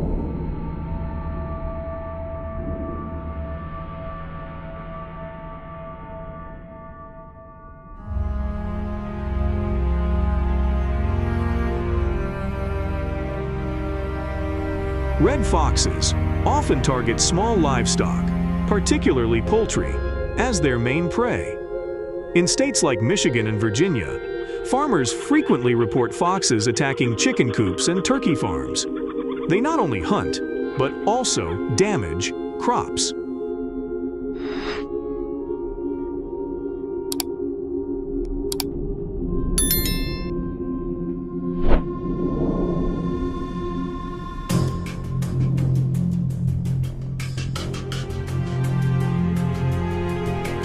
However, red foxes also cause damage to crops when they dig for insects and small animals on farmland.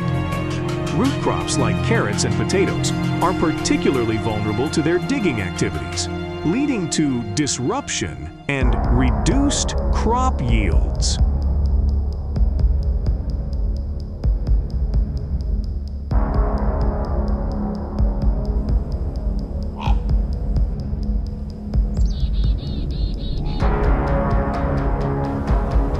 Additionally, in major cities like Chicago and Seattle, red foxes have become increasingly common in residential areas. They have not only adapted remarkably well to urban environments, but also cleverly take advantage of available food sources, ranging from garbage bins to food intentionally provided by humans.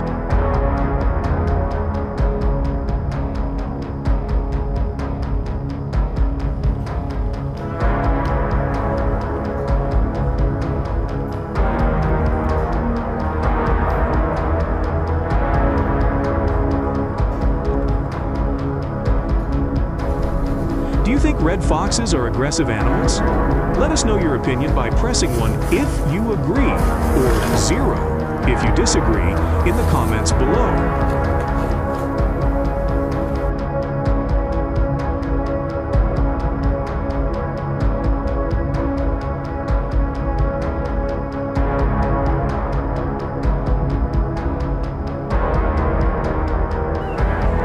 To deal with the problems caused by red foxes, the sound of hunters' guns has echoed across the country, as hunting red foxes with firearms is a common practice in the U.S. However, hunters must ensure they comply with regulations, including possessing a hunting license and a hunting tag issued by the authorities.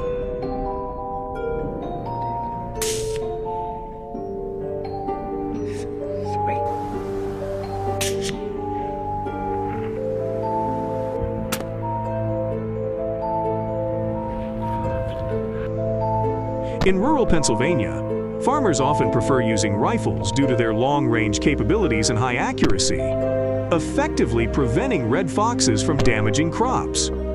The ability to deliver excellent precision and impressive range is crucial when hunting animals like red foxes.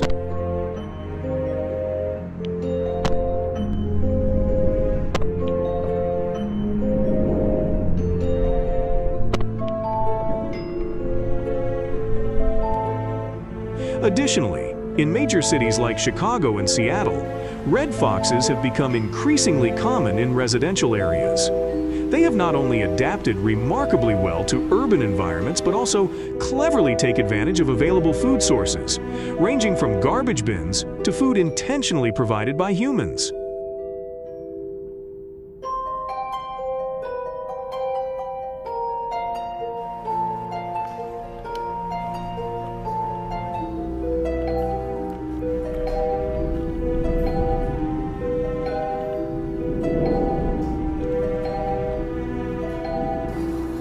Do you think red foxes are aggressive animals? Let us know your opinion by pressing 1 if you agree, or 0 if you disagree, in the comments below.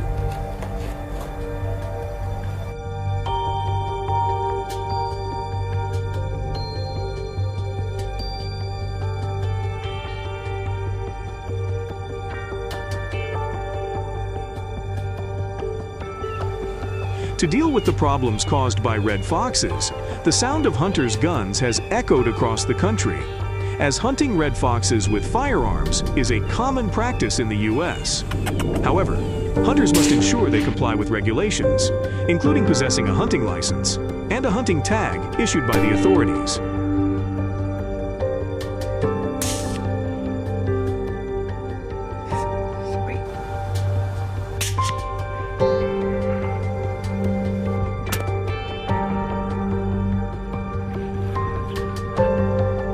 In rural Pennsylvania, farmers often prefer using rifles due to their long-range capabilities and high accuracy, effectively preventing red foxes from damaging crops.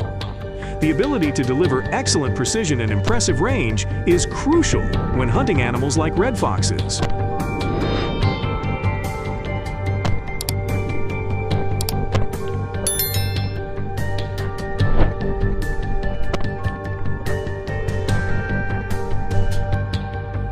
However, it is important to emphasize that the impact of noise pollution from firearm use and hunting activities is a critical issue that needs careful consideration. Additionally, in areas near residential zones, the noise generated by hunting can not only be a nuisance, but also cause significant disruptions to the daily activities of the local community.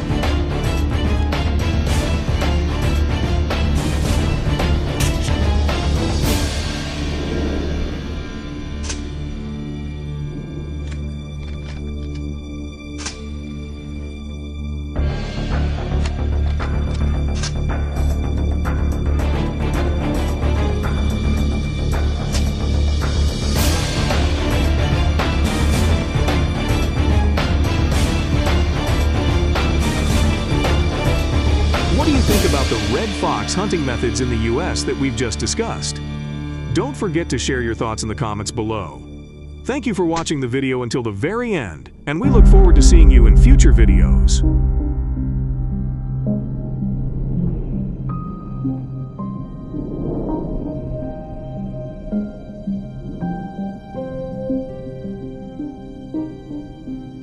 Hello everyone.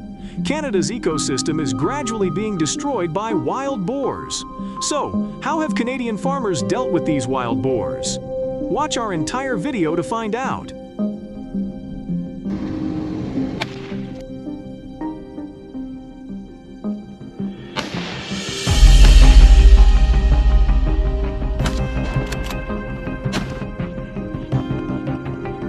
After 3 months and 2 weeks of pregnancy, this wild boar gave birth to 8 piglets.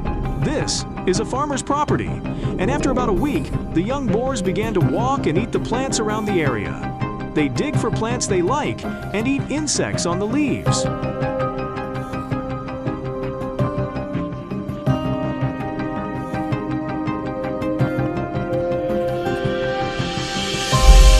Afterward, the boars head to the lakeshore to drink water and search for more food, heavily polluting the area around the lake. They use their snouts to dig for larvae and worms beneath the mud. They are truly a concern for the people of Canada. So, what have they done to stop these actions?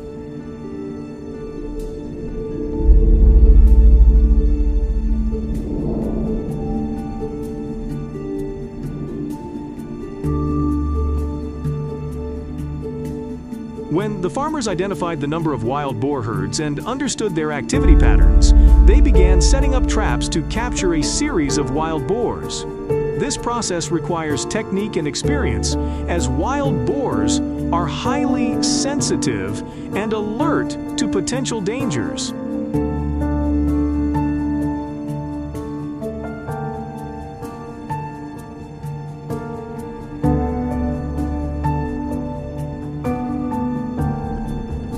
However, this might be an effective way to control the wild boar population and protect the natural environment from their excessive impact. How many boars can this trap hold? This is a question many people ask. Can this trap contain 10 adult wild boars? Is this trap secure?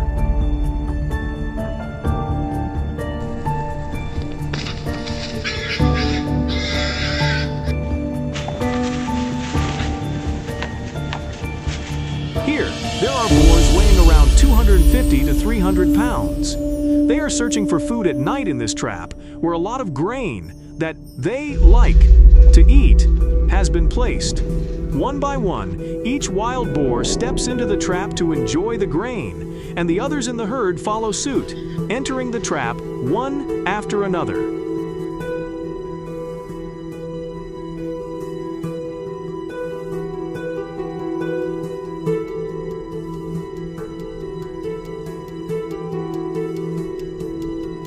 It seems they sensed something and ran away. But after a while, feeling safe again, they continued to enter the trap to eat. Once inside, the trap suddenly closed. They became very frightened and tried desperately to break the trapdoor to escape. When encountering wild boars like this, you should stay away, as they may attack you.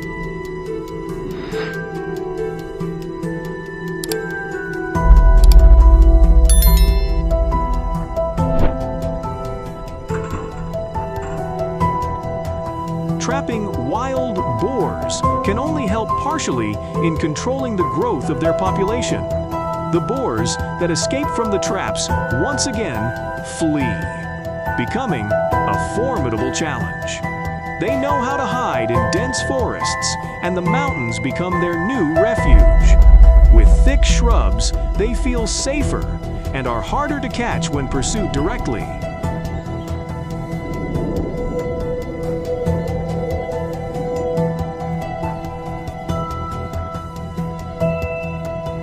After a long period of being hunted, the senses of wild boars have become extremely sharp and alert. Every rustle of leaves, change in the wind, or even a distant whisper can agitate them and make them ready to flee. When one boar in the herd senses potential danger, it will cry out to signal the entire group, and in the blink of an eye, they can run off in any direction, even swimming across streams.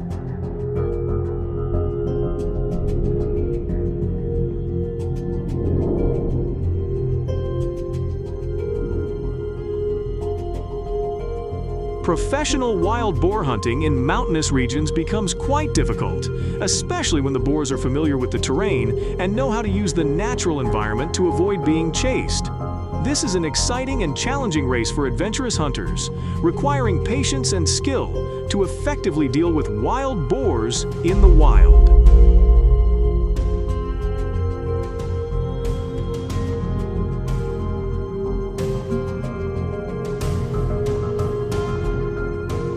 Not only are there wild boars, but there are also quite a few deer living in these areas. Hunters will climb up to the observation deck to wait for the wild boars. This herd of boars seems quite large. Can you count how many young boars are in the group?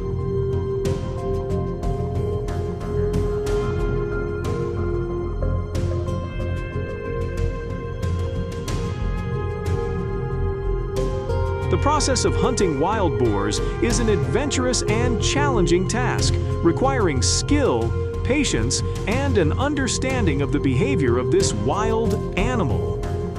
Hunters often have to approach wild boars by venturing deep into the dense forest, walking quietly and carefully to avoid attracting the boar's attention.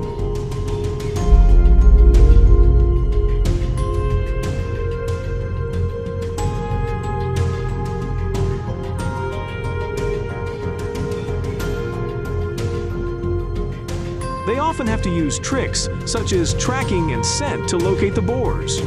Once they get close enough, the hunt turns into an exhilarating race between humans and wild boars.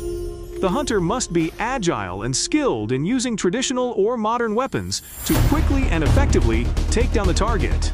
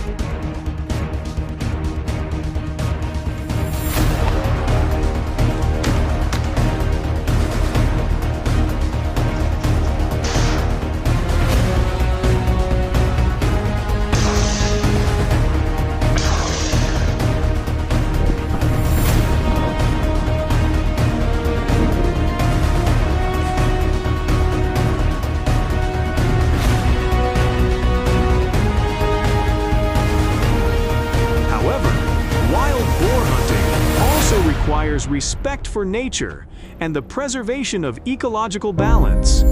When a hunt ends successfully, people often reflect on their personal patience and technical abilities. This is not merely an activity of gathering food, but also an experience of immersing oneself in nature and facing the challenges of the natural environment.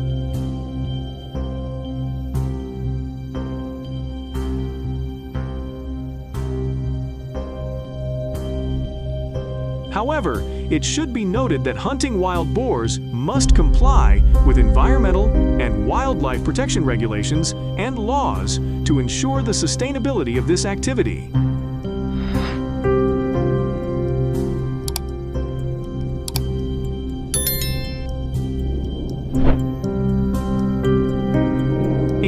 unique measure has been implemented here to prevent the growth of the wild boar population. This tiger has been fitted with a GPS and released into the forest. Canadian farmers will let it attack and eat the wild boars. Tigers are one of the most feared predators for wild boars due to their quick and precise attacks.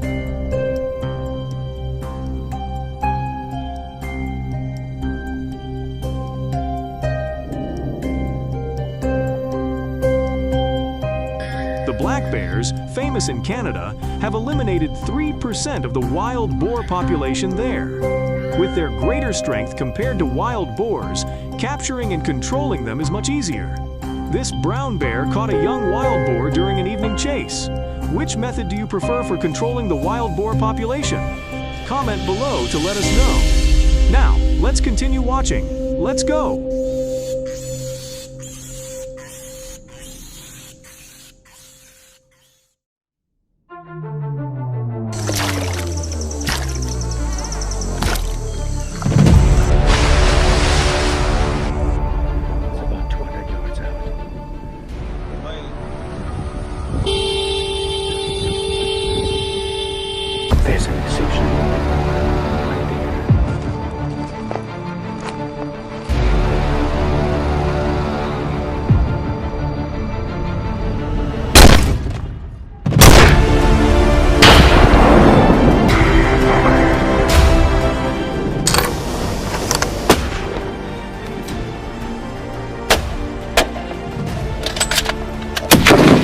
Shoot him again.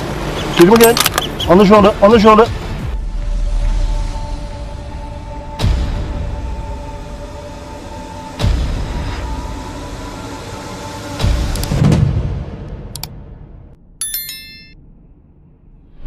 Hello everyone, and welcome to the world of apex predators, crocodiles, whose hunting instincts have been honed over millions of years.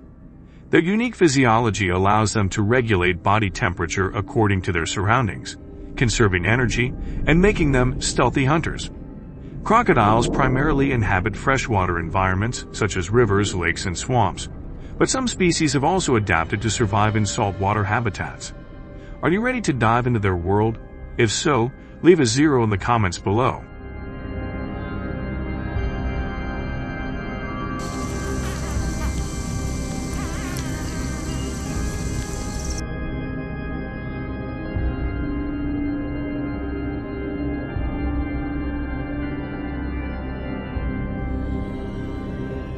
When submerged in water, crocodiles reveal only their eyes and nostrils, making them incredibly difficult to detect.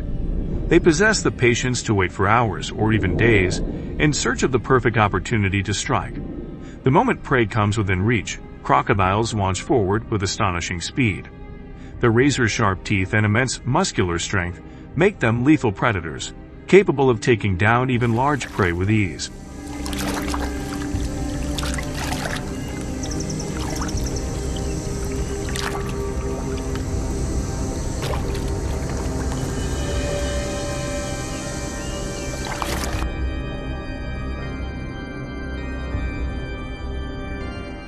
Accurately determining the number of crocodile attacks on humans worldwide is challenging due to various factors, such as incomplete statistics and regional differences in reporting. However, estimates from conservation organizations and wildlife research groups suggest that approximately 1,000 crocodile attacks on humans occur each year, with around 100 of them resulting in fatalities.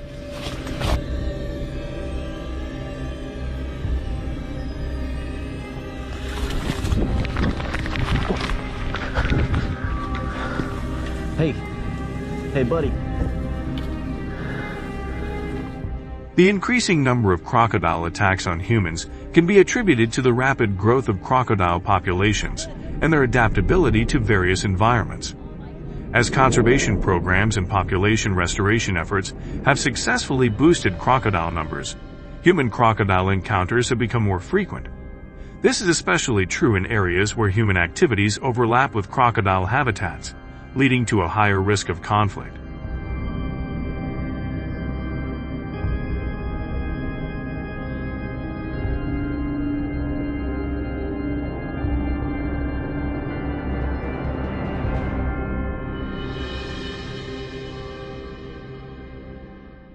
Beyond direct attacks, crocodiles also pose a threat by invading residential areas, creating serious dangers for local communities. As urban development encroaches on their natural habitats, crocodiles may seek food or shelter near populated regions. These factors combined have made crocodiles increasingly hazardous to humans, emphasizing the need for greater awareness and the implementation of effective management strategies to ensure both human safety and the conservation of this species.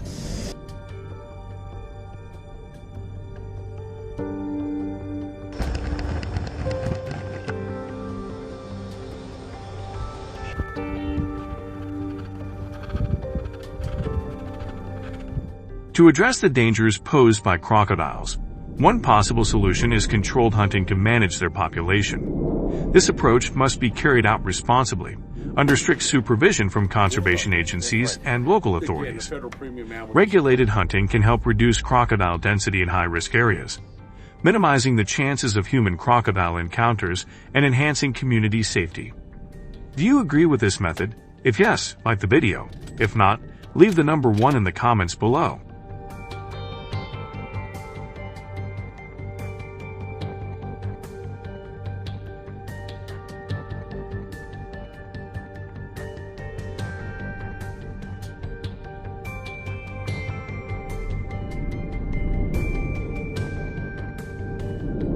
To hunt crocodiles effectively and safely, it is essential to follow key principles. First, obtaining permits from authorities and adhering to hunting regulations is crucial. This not only ensures legal compliance but also helps protect crocodile populations and their habitats. Second, hunters must have in-depth knowledge of crocodile behavior and habits, allowing them to identify the right time and location for a successful and responsible hunt.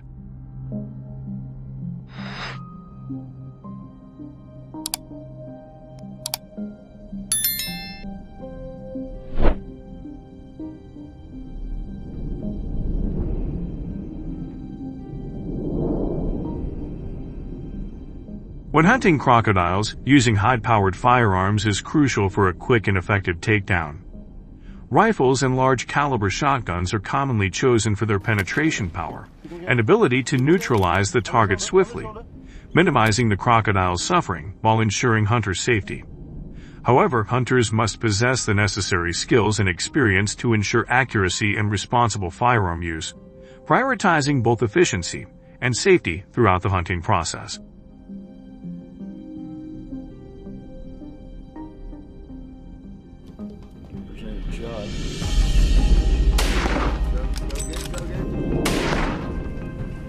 Well done. That is correct. In addition to controlled hunting, another important approach to raising awareness about crocodiles is the establishment of wildlife reserves.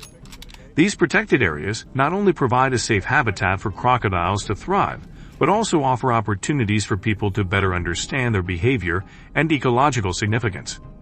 Within these reserves, visitors can participate in educational programs and guided tours, gaining deeper insight into the vital role crocodiles play in maintaining a balanced ecosystem.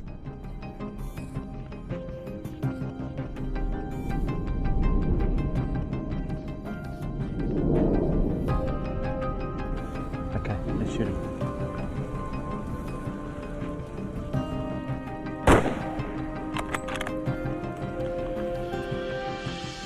Additionally, scientific research conducted within these reserves can provide valuable insights into crocodile ecology and behavior. This knowledge helps develop more effective conservation strategies that protect crocodile populations while ensuring human safety in areas where they coexist. By combining conservation efforts with education, we can foster a balanced relationship between humans and crocodiles, contributing to the preservation of nature's delicate equilibrium. Thank you for watching this video. If you enjoyed it, please like, comment, and subscribe to the channel to stay updated with our upcoming content.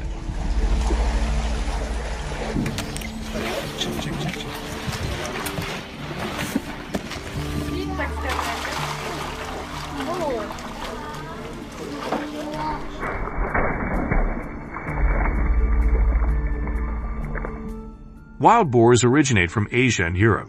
Research on their origins suggests that they first appeared in East Asia, specifically southeastern China, before expanding to other parts of Asia and Europe.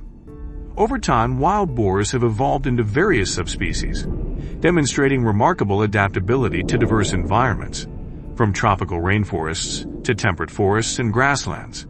Their migration and expansion into new territories have led to their presence in many regions worldwide. Join us to learn more, and don't forget to subscribe to the channel for the latest updates.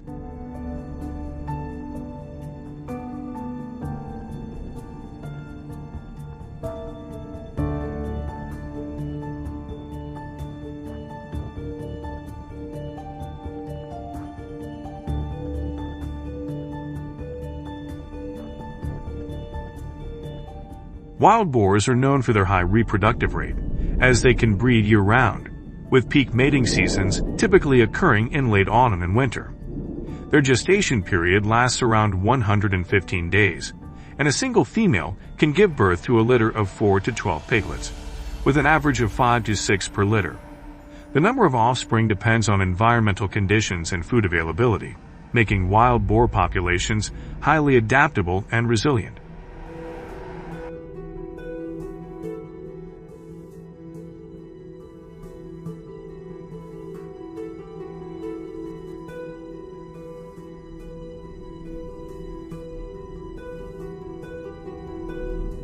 With their high reproductive rate and remarkable adaptability, wild boars have established a massive population in the U.S., estimated at around 9 million, spreading across multiple states. However, natural forest vegetation alone is insufficient to sustain such a large population, leading these animals to invade farmlands and cause significant damage. According to USDA research, wild boars inflict approximately $15 billion in damages annually on agriculture and related industries in the U.S.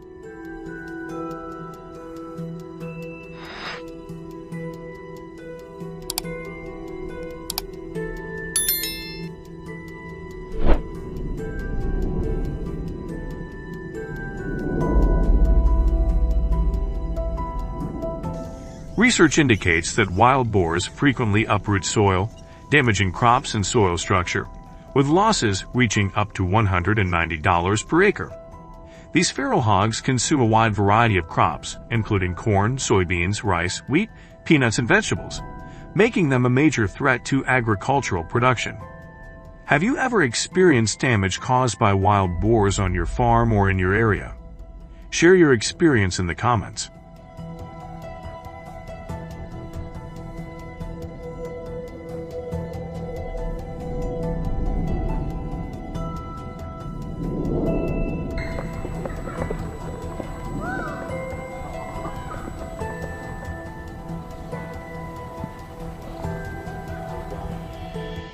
Now, let's explore the first method to address this issue: hunting wild boars with shotguns, a common practice in the U.S. for several compelling reasons.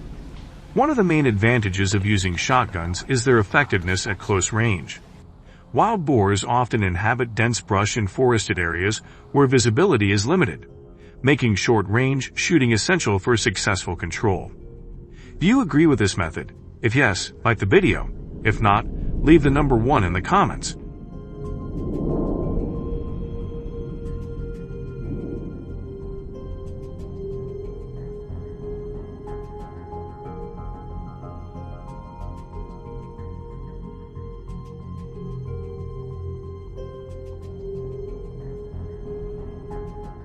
In these conditions, the ability of shotguns to deliver powerful close-range shots is highly valuable. Additionally, shotguns are well known for their stopping power when hunting large and strong animals like wild boars, especially when using buckshot or slugs. The stopping power of a shotgun ensures that the animal is taken down quickly and humanely, reducing suffering while increasing hunting efficiency.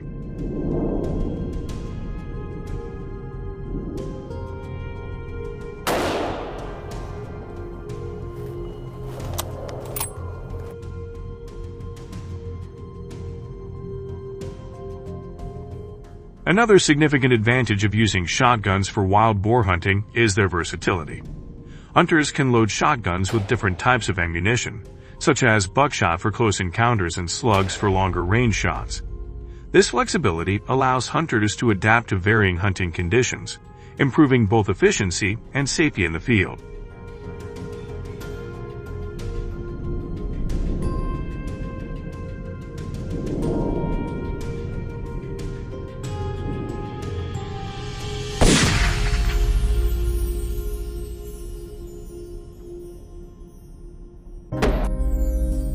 Hunting wild boars by helicopter, also known as aerial hunting, has become increasingly popular in certain parts of the U.S., particularly in states facing severe wild boar infestations.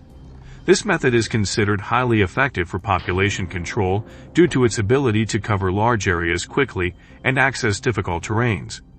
Aerial hunting enables the rapid removal of large numbers of wild boars, which is crucial in regions experiencing significant agricultural and environmental damage.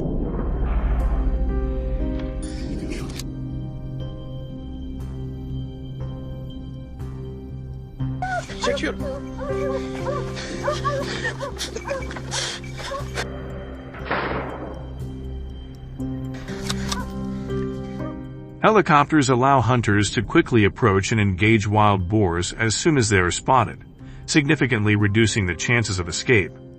Data and research highlight the critical role hunters play in controlling the feral hog population. Their efforts directly impact agricultural productivity, environmental conservation, and the overall economic stability of affected communities. By efficiently managing wild boar numbers, aerial hunting helps mitigate damage and supports long-term ecological and economic balance.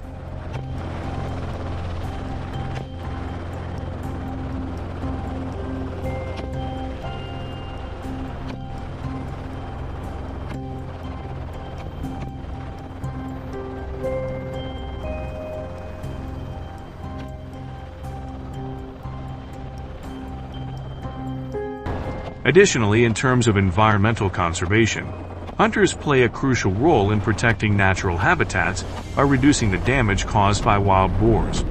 By controlling wild boar populations, hunters help support biodiversity and maintain valuable ecosystem services that are economically beneficial. Thank you for watching this video. If you enjoyed it, please like, comment, and subscribe to the channel to stay updated with our future content.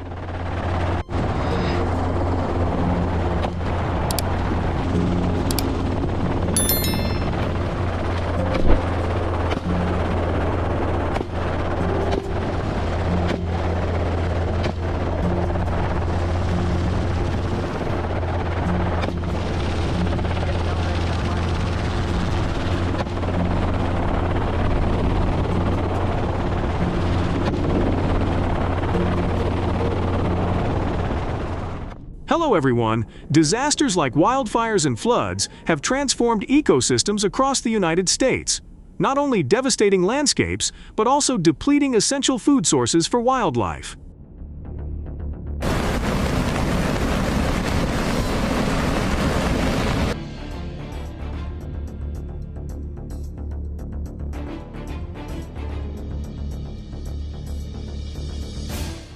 One of the most serious consequences of this environmental disruption is the invasion of lions into areas where they were rarely seen before. Hungry, these predators are moving into human settlements, leading to increased conflict and significant property damage. So what are the challenges lions pose in the United States? Let's explore.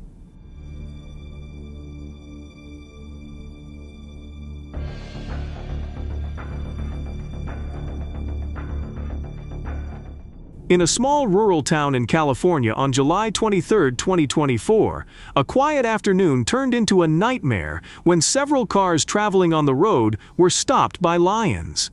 The giant silhouettes of the creatures, both majestic and dangerous, stood tall against the fading light.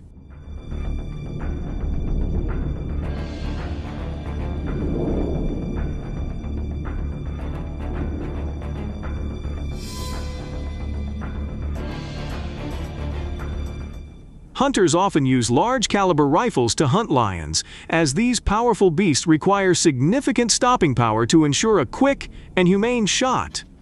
The use of large-caliber rifles is important to reduce the risk of either injuring the lion or allowing it to escape, which can be dangerous for both the hunter and the surrounding community.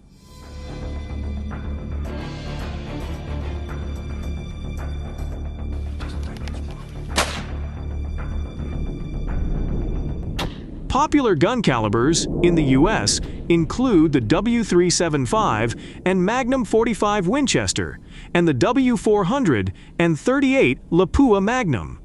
These calibers were chosen for their reliability and ability to shoot accurately, even at considerable distances, ensuring both safety and success of the hunt.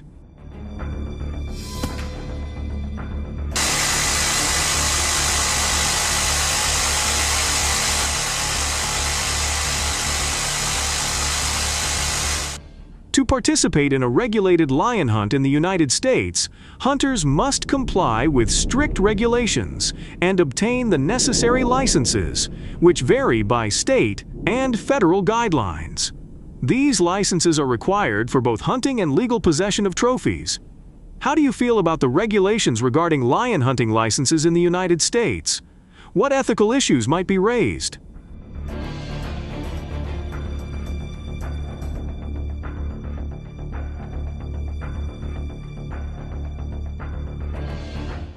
Rifle hunting of lions in the United States typically takes place during designated hunting seasons, which often coincide with the dry months when hunting conditions are at their best. These times provide the best hunting experience as lions are more active. Hunters often work in groups for efficiency and safety, with the best hunting times being early morning or late afternoon when lions are most active. Terrain choice is also important, with preferred hunting areas often located in dense forest, open grasslands, or mountainous areas that are conducive to tracking and hunting lions.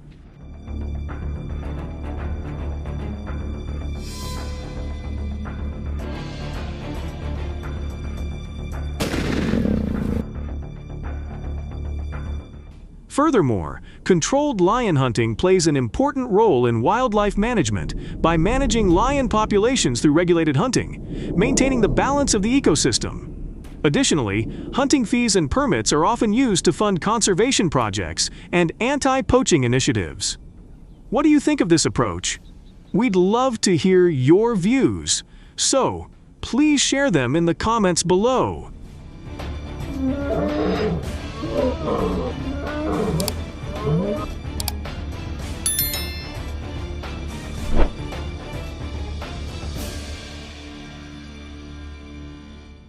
The Parkland wildfires of June 2024 had a significant impact on California's ecosystem, changing not only human habitation, but also disrupting the natural habitats of many wildlife species.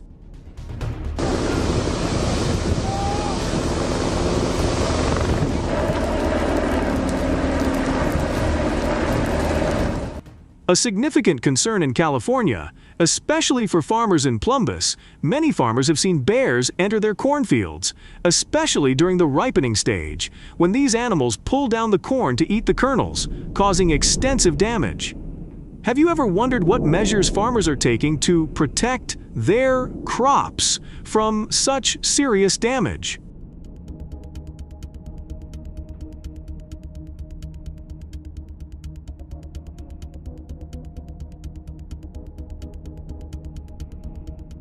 Additionally, the problem of black bear intrusion is not limited to rural areas. There have been many recent sightings of bears in urban areas. South Lake Tahoe in particular has become a well-known hotspot for black bear activity, especially during the summer and fall months. Both locals and visitors have reported numerous incidents of black bears breaking into cars in search of food.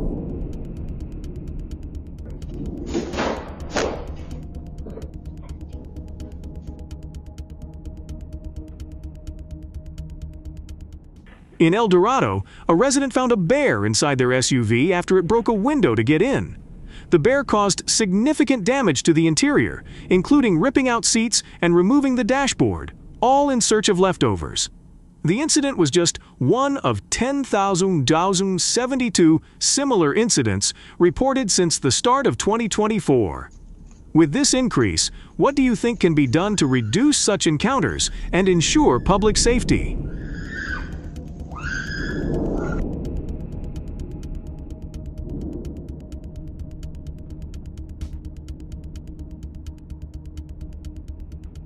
Understanding the challenges posed by black bears, California has implemented specific policies to prevent and minimize conflicts between these animals and the human population.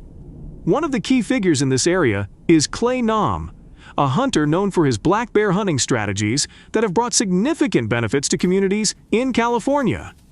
So what methods has Clay Nam implemented to achieve such success?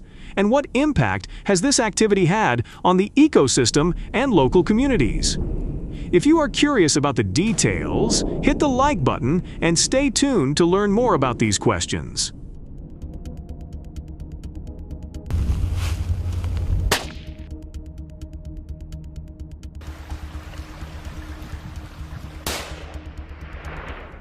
Clay Nam's success in hunting black bears is largely due to his use of powerful guns, such as the U-36 Springfield and R-38 Winchester, which are known for their effectiveness in quickly and humanely dispatching prey.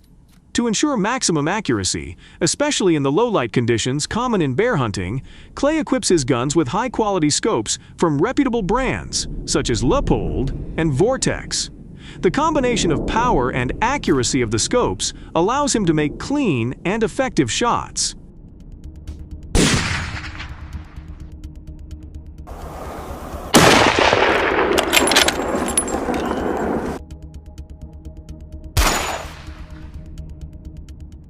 Additionally, safety is a top priority on these hunts, and Clay often hunts with a team of 3 to 5 people. The group approach not only increases safety, especially when tracking large and potentially dangerous animals like black bears, but it also allows hunters to support each other. This strategy also allows them to cover more ground and increase their chances of a successful hunt.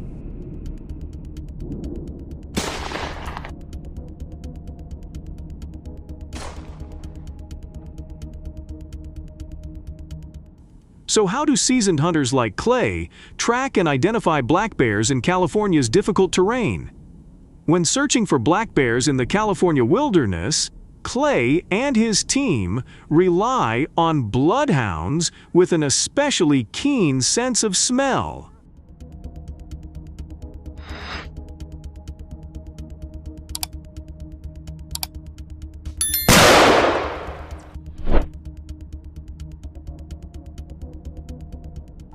Once prey is spotted, Clay takes a disciplined and strategic approach.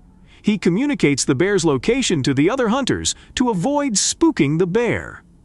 Observing the bear's behavior, size, and location is crucial to determining the best time to shoot. He assesses whether the bear is calm, feeding, or moving, as these factors influence the ideal time to shoot.